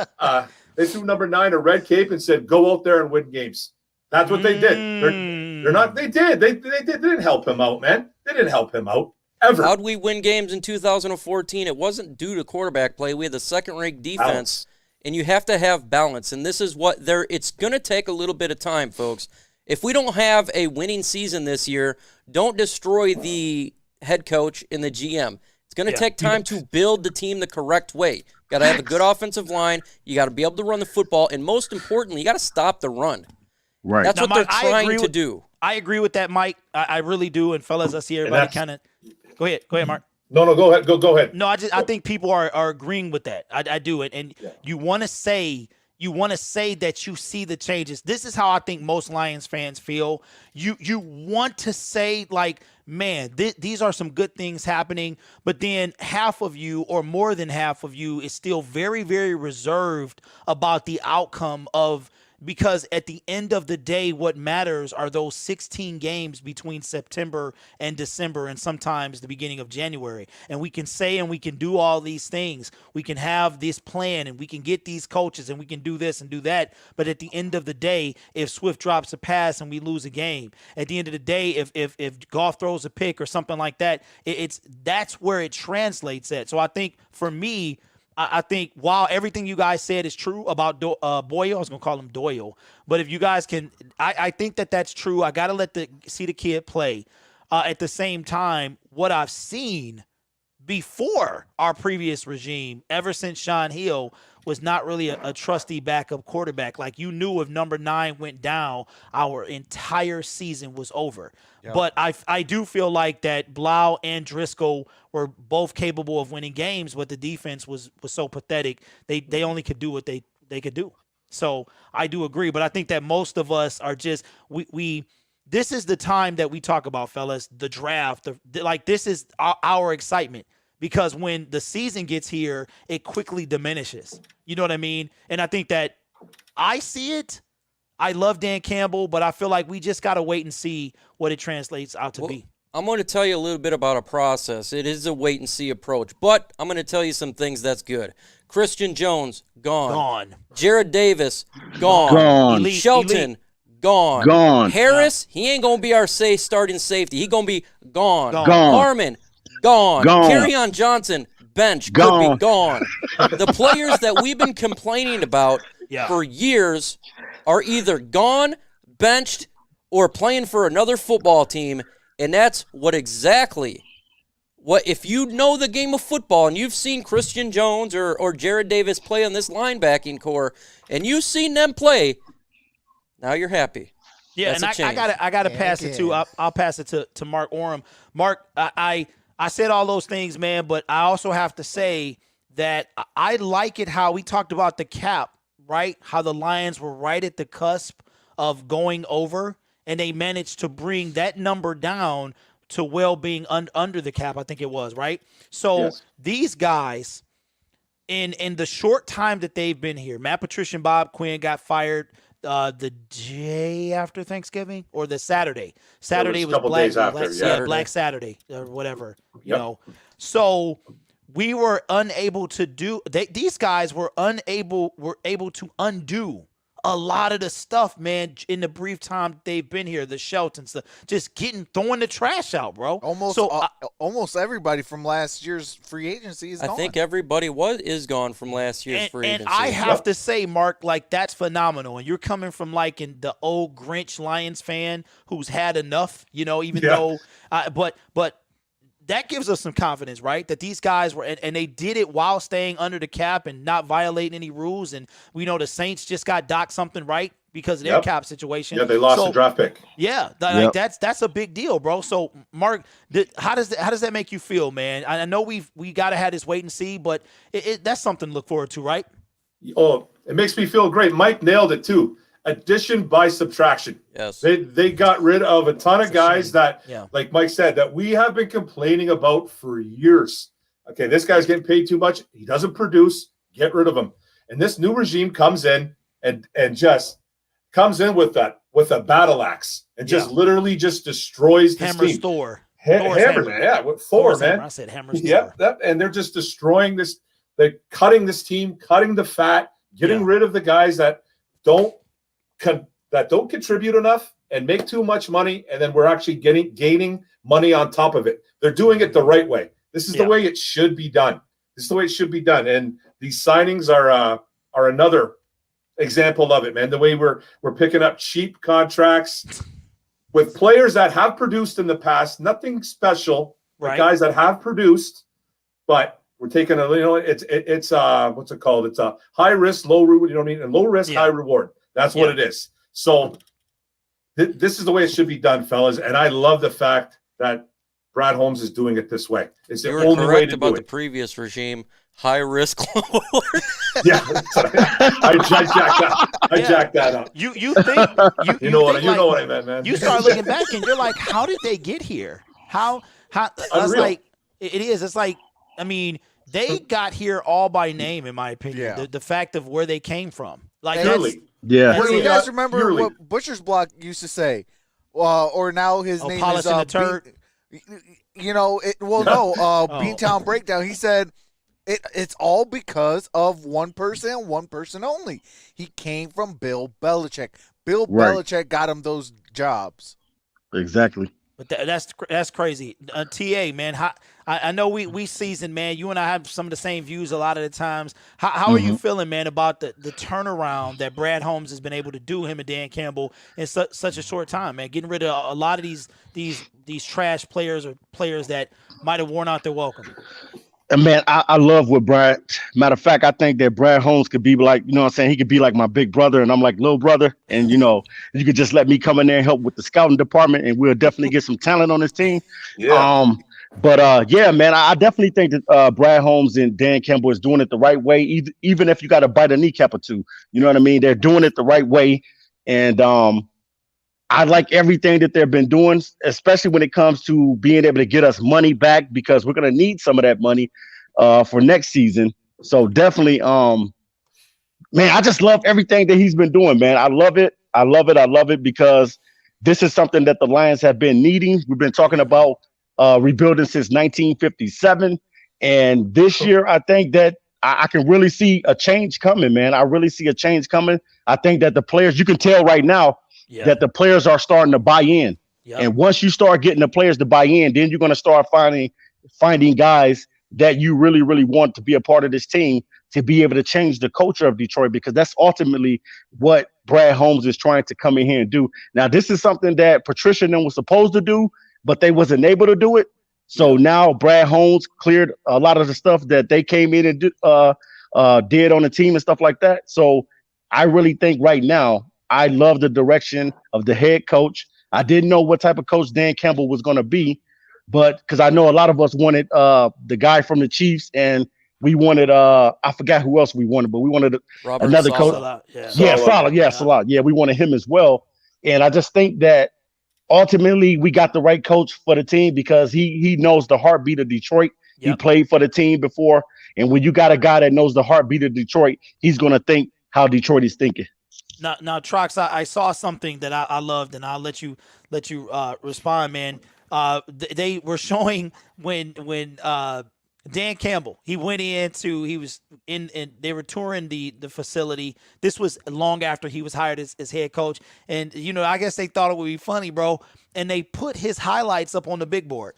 And he was just like, oh, man, they put my 3 highlights up there. Man, get them things off. I don't know why, man, but I just like that he seems like he's going to be a coach, unlike our previous regime, that the players can relate to and they want to play for. I feel like I know it's early, but we've got that. He's kind of got that Jim Caldwell type feel where you wanted to please Jim. This guy, like Mike said, and you guys have all been saying, you want to run through a wall for him. Even Pat McAfee was talking about, I'm coming out of retirement and all this other stuff. So, Trox, with that being said, man, how do you feel about this turnaround and just the 3 months now or so, a little over that these two have been able to do with this team? I mean, what those two has done for this team is totally turned it around. Like, you could see the hope at the end of the tunnel. It was a black cloud with that other regime. And that's what I'm going to call him. I'm either going to call him that other regime or the Boston Turds. Oh. I wasn't expecting that from the guy that looks like him. Oh. Yeah, I mean, come on now. Yeah. Hey, but I could coach. They can't. That's facts. That dude was terrible, man. Go ahead, Trox. I mean, you just get that. I mean, even when you listen to like Michael Brockers, when you're listening to, some of these interviews, you could see that he got their attention. He got their attention and they're ready to go to work. Facts. Yeah. Let me add something to it and to the more pessimistic side. With all this hope, we need to understand it definitely. We're just grading what we're seeing right now, what's taking place. Oh, absolutely. They could definitely go into this draft and blow it. And they can definitely be a terrible organization. We don't know. I have no idea it's not gonna happen. If this thing is going to work out or not. We don't know. But I'm grading from what I'm seeing right now, and from when Sheila Ford took it over, to kicking the bozos out, to adding Spielman, to getting Brad Holmes, to getting Dan Campbell, to eating kneecaps, and to continue to do that. So far, it's shown a good, a good timeline of what's taken place. Will it work out? We hope. But ultimately, it all depends on the field, right? You got to win. It does. Yeah, and does. Winning comes up soon with the draft, and we've got to we've got to knock it out the park. We said that last year and the year before.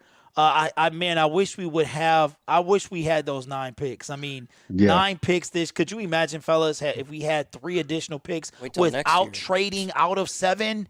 That's just wait till next year. Yeah, I know. We're gonna have. We're already sitting on 12, and so here's Mike. They're talking about we should already be sitting on about 13 or 14. That's crazy. You can only get 4 conditionals. Yeah, and that's only with 3. What's conditionals? That's with 3 conditionals. I don't know how they're doing it, but they're talking about we should be having about 13 or 14 draft picks. Well, the Dolphins had 14 last year. Well, you can only receive 4 conditional draft picks in a year. So we're going to get 4, and then we're going to get our normal 7, and then we're getting our 1 that we got from the Jared Goff trade. Okay, so that's 12. And I expect us probably to trade back. I think that's where they're talking. I think that's what they're talking about, though. Is I think they're going to trade back and pick it up more. Yeah. Like a lot of these medias and big outlets, they're talking about the Detroit Lions could very well have about 13 to 14 draft picks. Right. Okay, next well year. let's do So- this. That's crazy. Go ahead, TA. Hey, so it's mandatory, man, that we get some impactful players this season, man. I think where we messed up, guys, this is where we messed up at. We picked a lot of players that we thought was going to pan out, and they didn't. And that's what kind of makes us kind of frustrated as Lions fans, because the guys that we got at linebacker, you're thinking right now these guys should be, you know what I'm saying, going to the next level, you know, probably in their second or their third season on the team. And I think that this is what they got to do. You got to hit on these draft picks, man. You only have 6 of them, and you got to find guys that got the dog in them, and guys that want to be here, and guys that want to win. That's what you're looking for on draft night. Guys that want to win, and they got that woo-hoo in them.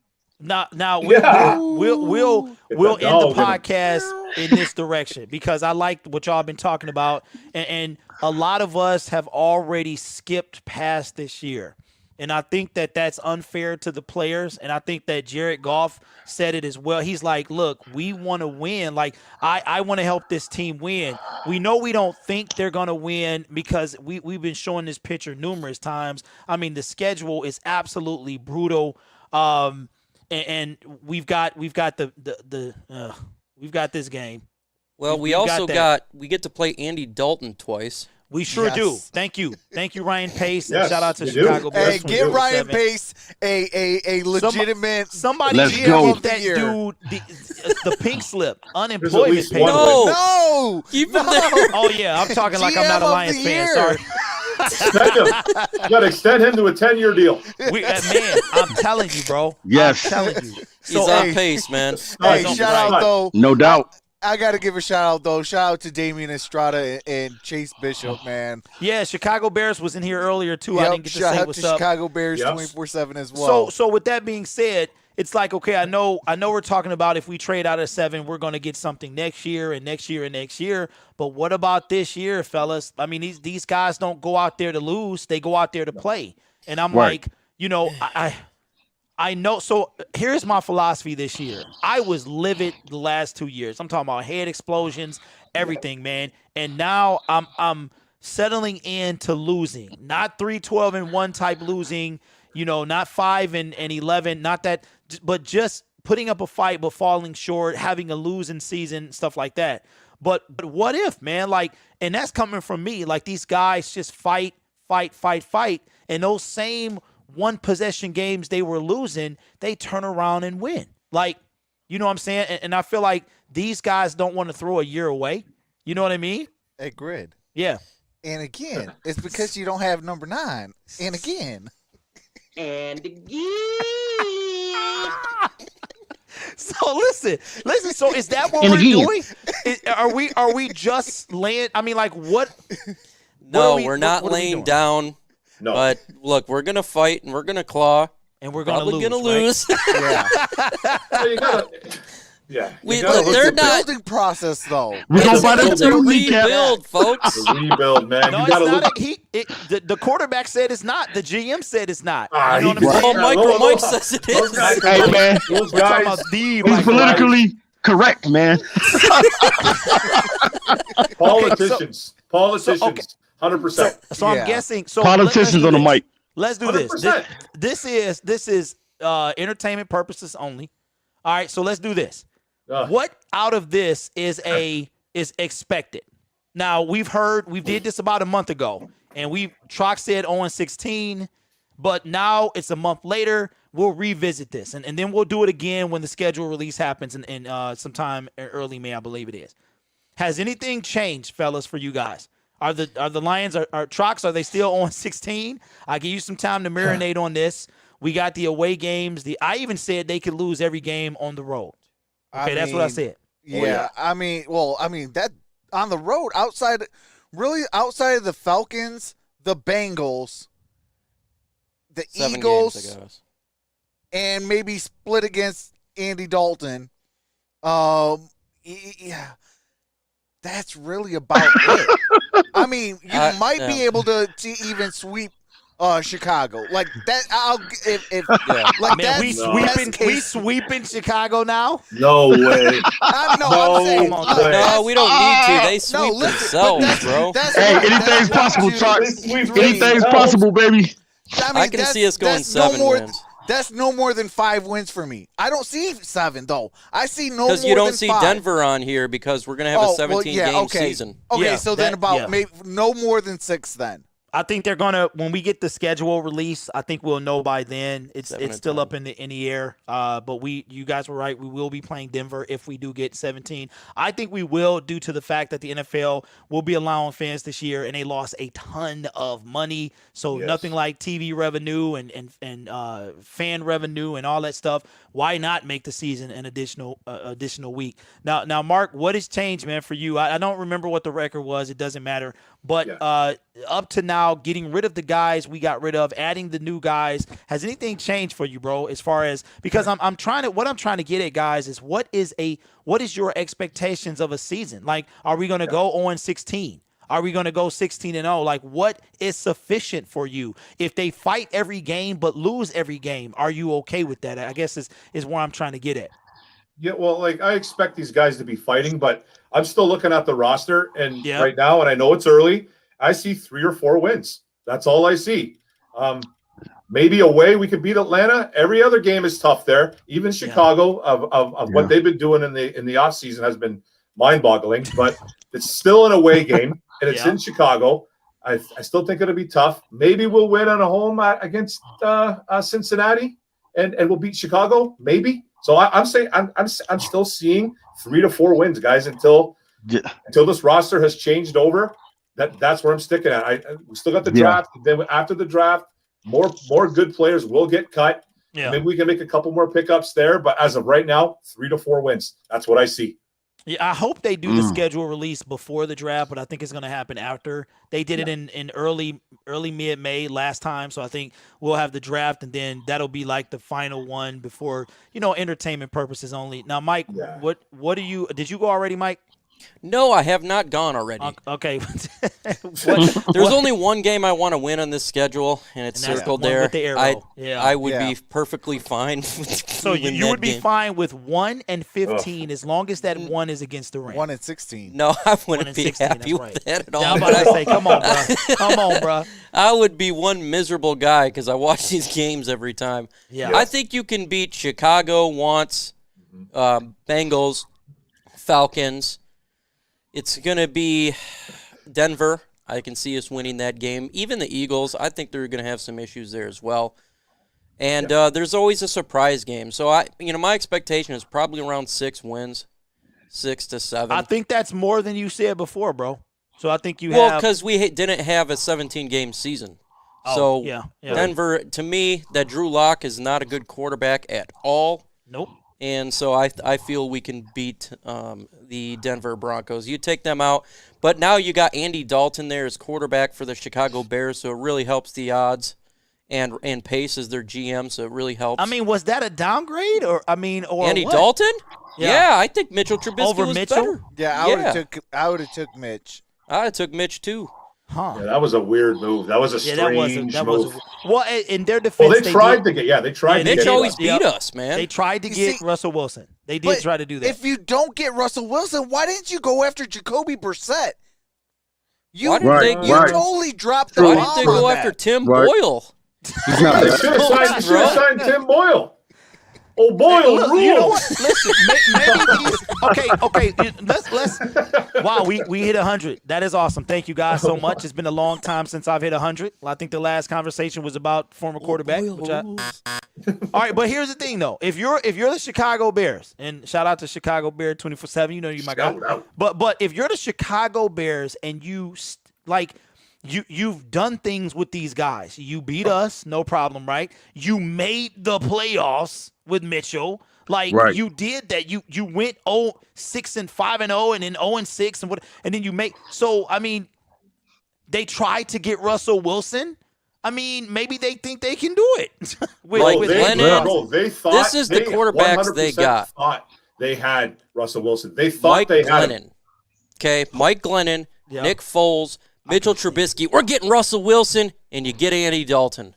Imagine being that fan base. Yeah. Imagine. I'd be like, wow. What were they asking for with him? Does anybody know? I know it was astronomical. They were going to give up 3 first-round picks and 2 players. Yep, 2 starters, I think. 2 starters. 2 starters. And that still wasn't enough. Seattle said no deal. Seattle said no deal. I think that's dumb of Seattle. I would have took really that deal. I would have took it, yeah. I think they didn't do that because Russell wants to go. So why not spite him? Mm-hmm. I mean, we know these guys, man. Why not spite them? That is one thing I can say about, former is it was mutual and, it was peaceful. But Trox, somebody brought up and I will allow it. Don't say his name. Well, you don't say his name, but what was in the media? Because I heard about he was worrying about, they were like, was he still following the Lions and all this other stuff? Yes. When I watched it, and it's on their the Rams YouTube channel. It's right there on the Rams I didn't YouTube watch channel. it. You mean the one where he's in his home? Yes. They're okay. Yes. Oh, yeah. It is his introductory press conference. He literally, it was either I heard Dan Campbell, I either heard him or his Jared voice. Goff. His voice. So he's watching the press conference. He's watching the press conference while doing his own press conference. Really? He was all like, "Oops." He's like, "Oops." Yep. Just let me turn this down. I'm sorry, guys. Night in my dreams. Titanic.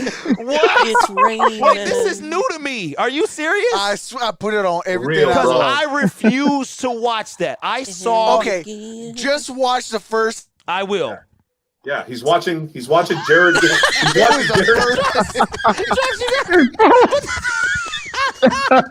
Like the Matrix, man. You're the Matrix, bro. And then you stand up. He was like, just watch. Oh, man.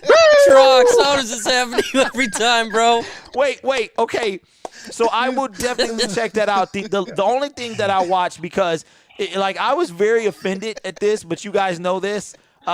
When it was soon as it was official, it came out and he's got the gear on and he's throwing the ball. I'm like, when did they record this? They had already recorded this stuff and they couldn't even come out and say it. Right? Trox, hey, Mike, I'm more disturbed. You have that saved and how quickly you changed that than anything else. That is crazy. Case is back. I'm watching TA, man. Well, maybe Kelly. My How press did that dude conference. ever get a job? How did That's he ever Matthew get a Stafford. job, man? That's Matthew man. Stafford watching a press conference. Oh, So I definitely have to check that out. Maybe it was Kelly. Maybe it was one of the kids. Maybe the kids got the phone. Maybe one of the girls had the phone. Hey, No, it was first him, man. 2 minutes, man. First It was 2 him. minutes. First He got 2 flat minutes. out busted. He got busted Man. on camera. It's like when your mom walks home in your bedroom. There's something wrong with my life. Hold on. When I call my baby over, I get Mom a click opens the every door. time. She left the phone ring 20 times. Oh, man.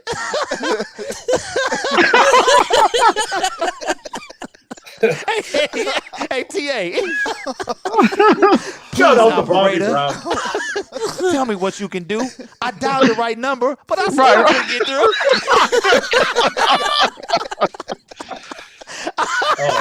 Oh, man. Way back. Oh, my goodness. The way back. Oh, man. Okay. All right, so this press conference is 24 minutes long. Trox, when do you think it happens? Within the first 2 minutes. But Oh, 2 minutes is Mike. Matthew Stafford with his pants off. Yeah, he got caught. And then He his got mom caught. walks in. He got Oh, caught. my He God. got caught. And that's the face he was making too. He's making that face. Yep. He made the Trox face. Oh, they like him. They like him over there. They like him. Oh no! Oh no! You guys. Woo-wee. Oh. Okay. All right. Oh. All right. Okay. Well, Exact same face he was making. I want to experience this with everyone because I So do haven't I. seen this, so we can do this and then get off. So I want to bring this in, but Trox, you said first 2 minutes. It's roughly within the first 2 minutes. If It's it's not early. 2 It's minutes, early, yes. Yeah, it's No more than 3 minutes. You'll That's hear 3 it. minutes. That's a minute too long, bro. What a terrible mistake by Stafford. No, we got to watch What a this. terrible Okay. mistake. All right. So let me bring it in now, fellas. You're not gonna be able to talk. That's fine. Because so let's do this. We'll be laughing And then- anyways. Yeah. Please, Yeah, God, let this be true. if you talk, there will be a vicious echo. So Okay. let's hear this, because you didn't hear that, right? I ain't hear nothing. Okay, all right. So let's hear Matthew Stafford, Mr. Telephone Man. Let's hear him and what he has to say. Let me do this first. Oh my goodness, man! Epic. I'm gonna have to go listen to that now. Oh man! All right. Well, somebody fill out this time, man, while I try to find this button. Oh, he's trying to fill that button. I'm trying to feel it. Oh man, yeah, Mike, it's a button you gonna know, brother. Heyo. Heyo. Oh my God, From the shadows I come. that's freaky right there. Mortal Kombat? Yeah, I don't know. That's Okay, StarCraft, my favorite game. Oh, that's okay. Okay. All right. So here we go. Let me bring this in. Woo wee, man, oh man. Bring in number 9, watching some POV. Oh my God. He's watching some prawn. Number 9. He must be getting Oh, destroyed boy. in LA for that. Oh, He's got to be getting destroyed over there for that. Oh, He no. has to be.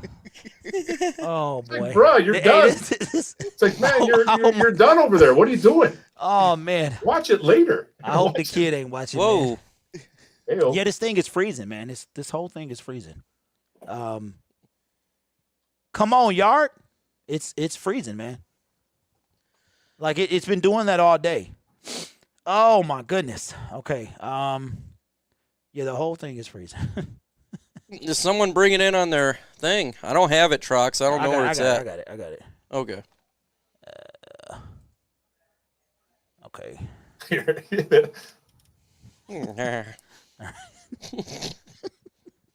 All right. So let me do this. All right. So this is Matty Stat, former quarterback. All right. Nobody can talk. Hi, Matthew. Welcome to Los Angeles. Thank you. How you doing? Good. So what's your message for all Los Angeles fans, first of all? My message is, I'm just excited to be here. Obviously, this is a huge opportunity, not only for me, but, for my family as well. So we're excited to be out here. Excited to take on this next chapter in my football career and in our family's life. And, hopefully it comes away with a bunch of success on the football field, and not only for me personally, but more importantly for the Rams. Now, every team in this division has very good quarterbacks. What would it take from you to lead this team above the rest of the division? Luckily for me, when I play, I'm not playing against the other quarterbacks because there are some great ones in this division. There's no question. For me, just number one, the biggest thing for me right now is trying to, make sure I dive into this offense, learn it as quickly as I possibly can, get to know my teammates, and make sure that when we hit the ground running, I'm ready to go, and I can play, fast and free and play to my highest ability. Thank you so much. Welcome to the family. Thank you. Nick. Hey, Matthew. Welcome to LA. How's it going? I'm good. Did you get a chance to talk to anybody that's currently on the Rams squad currently? Yeah, I've talked to a few guys. I've talked to Cooper, Robert a little bit. Talked to AD. Ways to define grit, but I was. Oh, look at his face. Oh my God. Hold on. Wait a minute. Look at his face. Oh my God. Oh my God, bro. Look at his face.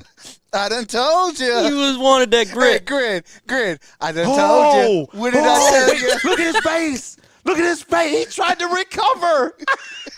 Hey, grid. And when did I tell you? Wait a minute, bro. Hey, a long time ago. Look at his face. That's a face of a dude who know he got busted. Oh my goodness, bro. Yeah, he got pissed. Man, if this happened to Goff, you know they'd be talking about it. It'll be over. His career will be over. Man, bro, this need to be a meme. We need to meme this up, right? Hold on, let me. I'm telling you, he's getting away with this, man. This is I can't believe he's getting away with this.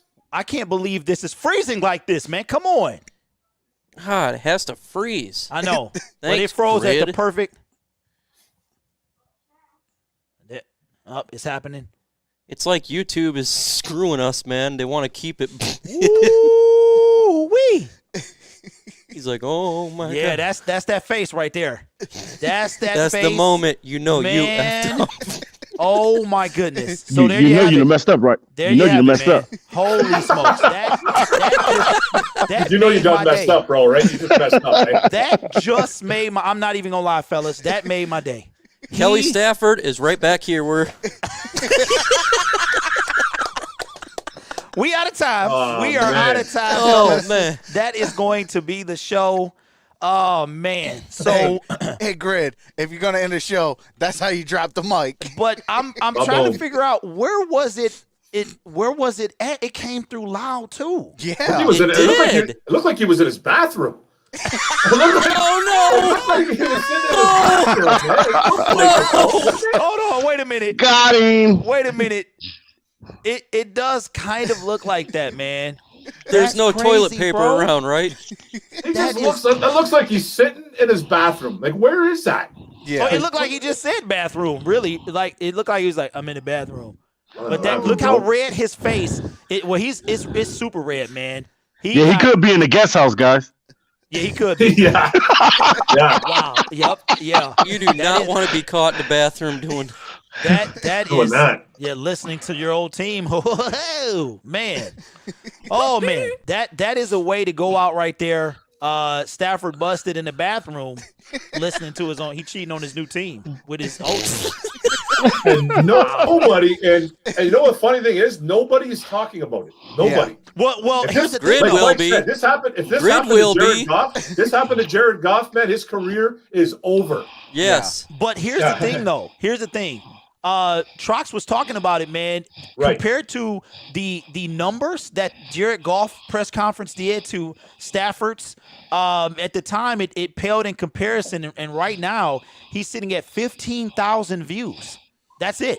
Now go look at the Detroit Lions. I That's would how we Trox if it wasn't freezing. It's Okay, kind of hold freezing on. for whatever reason.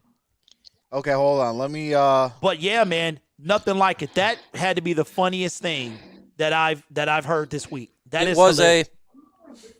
hold on. It was an oops. It was an oopsie. That's for sure. That's an oopsie on number 9, man, right there. It was a. I don't know, mine. Hey, I think mine is. I love that. I think mine is better, Mike. Old school always I wins, love that man. ultra combo. Man. Okay, Old hold skin- on. Old school wins, man. Digital. Hey, There we go. We're gonna have a little more combo. Battle of the ultra combos. Okay, I'm a what you at? detective. hold Where you on. at? Oh Hold man! on. Hey, look, and I ain't even had no spike Kool-Aid on this show, bro. Hey, this is the Grid. non. Grid. I ain't forgot Hollywood. I'm about to what do you call it? Show this. You can't, Trox. You got the Yeah. worst internet of everybody. Yeah, you'll be kicked off, man, gonna be when you farted. All right. All right. Here we go. What is that? 52,000? Nope. 32,299. People So- care more about Jared Goff than Yikes. that former quarterback. Yeah, Wow. that's facts. Huh. You got to turn on that dark mode, Trox. That's hurt my eyes, man. Yeah, I'm old, man. I Flawless You got to dark victory. mode that boy. it I don't have- was. Oh, It that's was. what's I up. don't know what's going Yeah, on with it does that, man. But that look, that's gonna be the show that I am gonna make sure I never have that face. ever. Never, ever. Ever. That's crazy, man. Get back together. That's what he was listening to in the bathroom. Like, I remember when the first time. His press conference was like, oh man.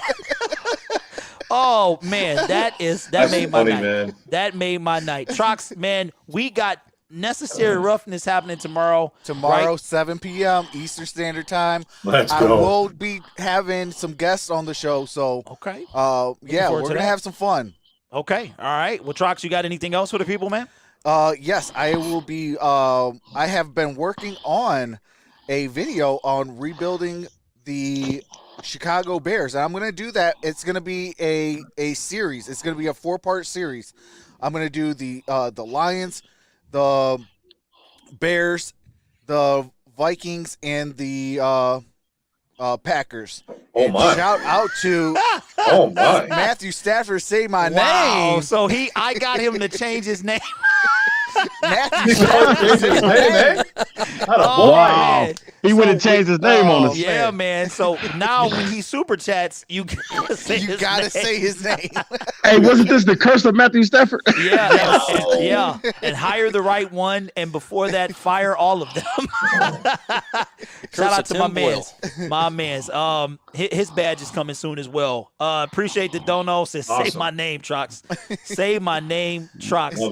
MicroMike, what you got for the people, man? On Thursday, we got the One Pride podcast. What time is it? It's 6:30 p.m. EST. If you got questions, we have answers. If you want to talk about Matthew Stafford, we're not here for you. With that said, folks, I appreciate everyone coming out and just one more again. And Hey, shout out to Hollywood. Hey, I got the chops, man. I got chops. Look, I see him. I see what he did. I'm waiting on Max to go away. TA, what you got for the people, man? Hey, man, we appreciate you guys, man. You guys are the real MVPs. As we always say, man, continue to keep watching the show. Spike Kool-Aid, definitely you're going to be entertained. We're going to have some laughs and have some fun. Make sure you guys also check out Unnecessary Roughness with your boy TROXEL'S Sports Talk and MicroMike on Thursdays, baby. Check it out. And also your boy TA will be coming out with more draft prospects. So check out, look out, and holla. And TA be on point, but TA, you got to get it right, man. It's necessary roughness. We bring the roughness, bro. Necessary. Unnecessary roughness. Shout out to Hollywood. He says, "What about the chip challenge? Come on, Grid." Yeah, I was supposed to do a one chip challenge if Tampa Bay made it to the conference game, which they did. They did went on to win the Super Bowl, and I have still not done this chip. Yeah, it's coming, man. It's soon. Next time we have an eclipse, that's when I'll do it. But it will come, man. Before I do it, man. Don't worry. I'm a man of my word. And last but not least, Mark, what you got for the people, man? Hey, man, thanks a lot, guys, man. This was fun. Grid. Spike Kool-Aid was good, man. We got some laughs. We talked some football. I got some content coming out, guys. I'm getting close to 1,000 subscribers. Mark, where are you, man? Where are you? I'm at. I think I'm at about 9. Here, let me check real quick. I think I'm at about 957. Man, that's that cusp. 957 around. 957. If you have not subscribed to this man's channel, do it right now. We want to get him 1K. Subscribe to more Orum. Because that last 100 is gonna be the you're like it seems like it's been taking forever. Man. Yeah. We're almost there. So make sure if you love Lions content, man, he gets there. 1K mark. Let's get him there. Yeah, let's go. Let's get him there, y'all. Already have that written, or did you just write that? I just wrote that. Okay. Walking around with it in his pocket. 1K mark. 1K mark. Thanks, guys. I appreciate it, man. Listen, make sure you guys tune in for Necessary Roughness tomorrow, 7 o'clock EST, TROXEL'S Sports Talk, and 6:30 EST on MicroMike's channel. I think there might be a guest this week as well, Mike. Yes, sir. Yes, sir. All right. A familiar face. You guys should like this guy. I know I do. And, man, if you haven't seen it, now I got to go watch the press conference. But you guys have been awesome. Phone lines. I'll say this before we get off. If you want them open, use them. Because if you don't, they won't, all right? Because I ain't about to do. So next week, the phone lines will be back, but for a limited time only. I want them blowing up, okay? And we'll get that thing going. But you guys have a great week. Make sure to tune in tomorrow and Thursday for all your NFL content. We will see you in the next video. Peace.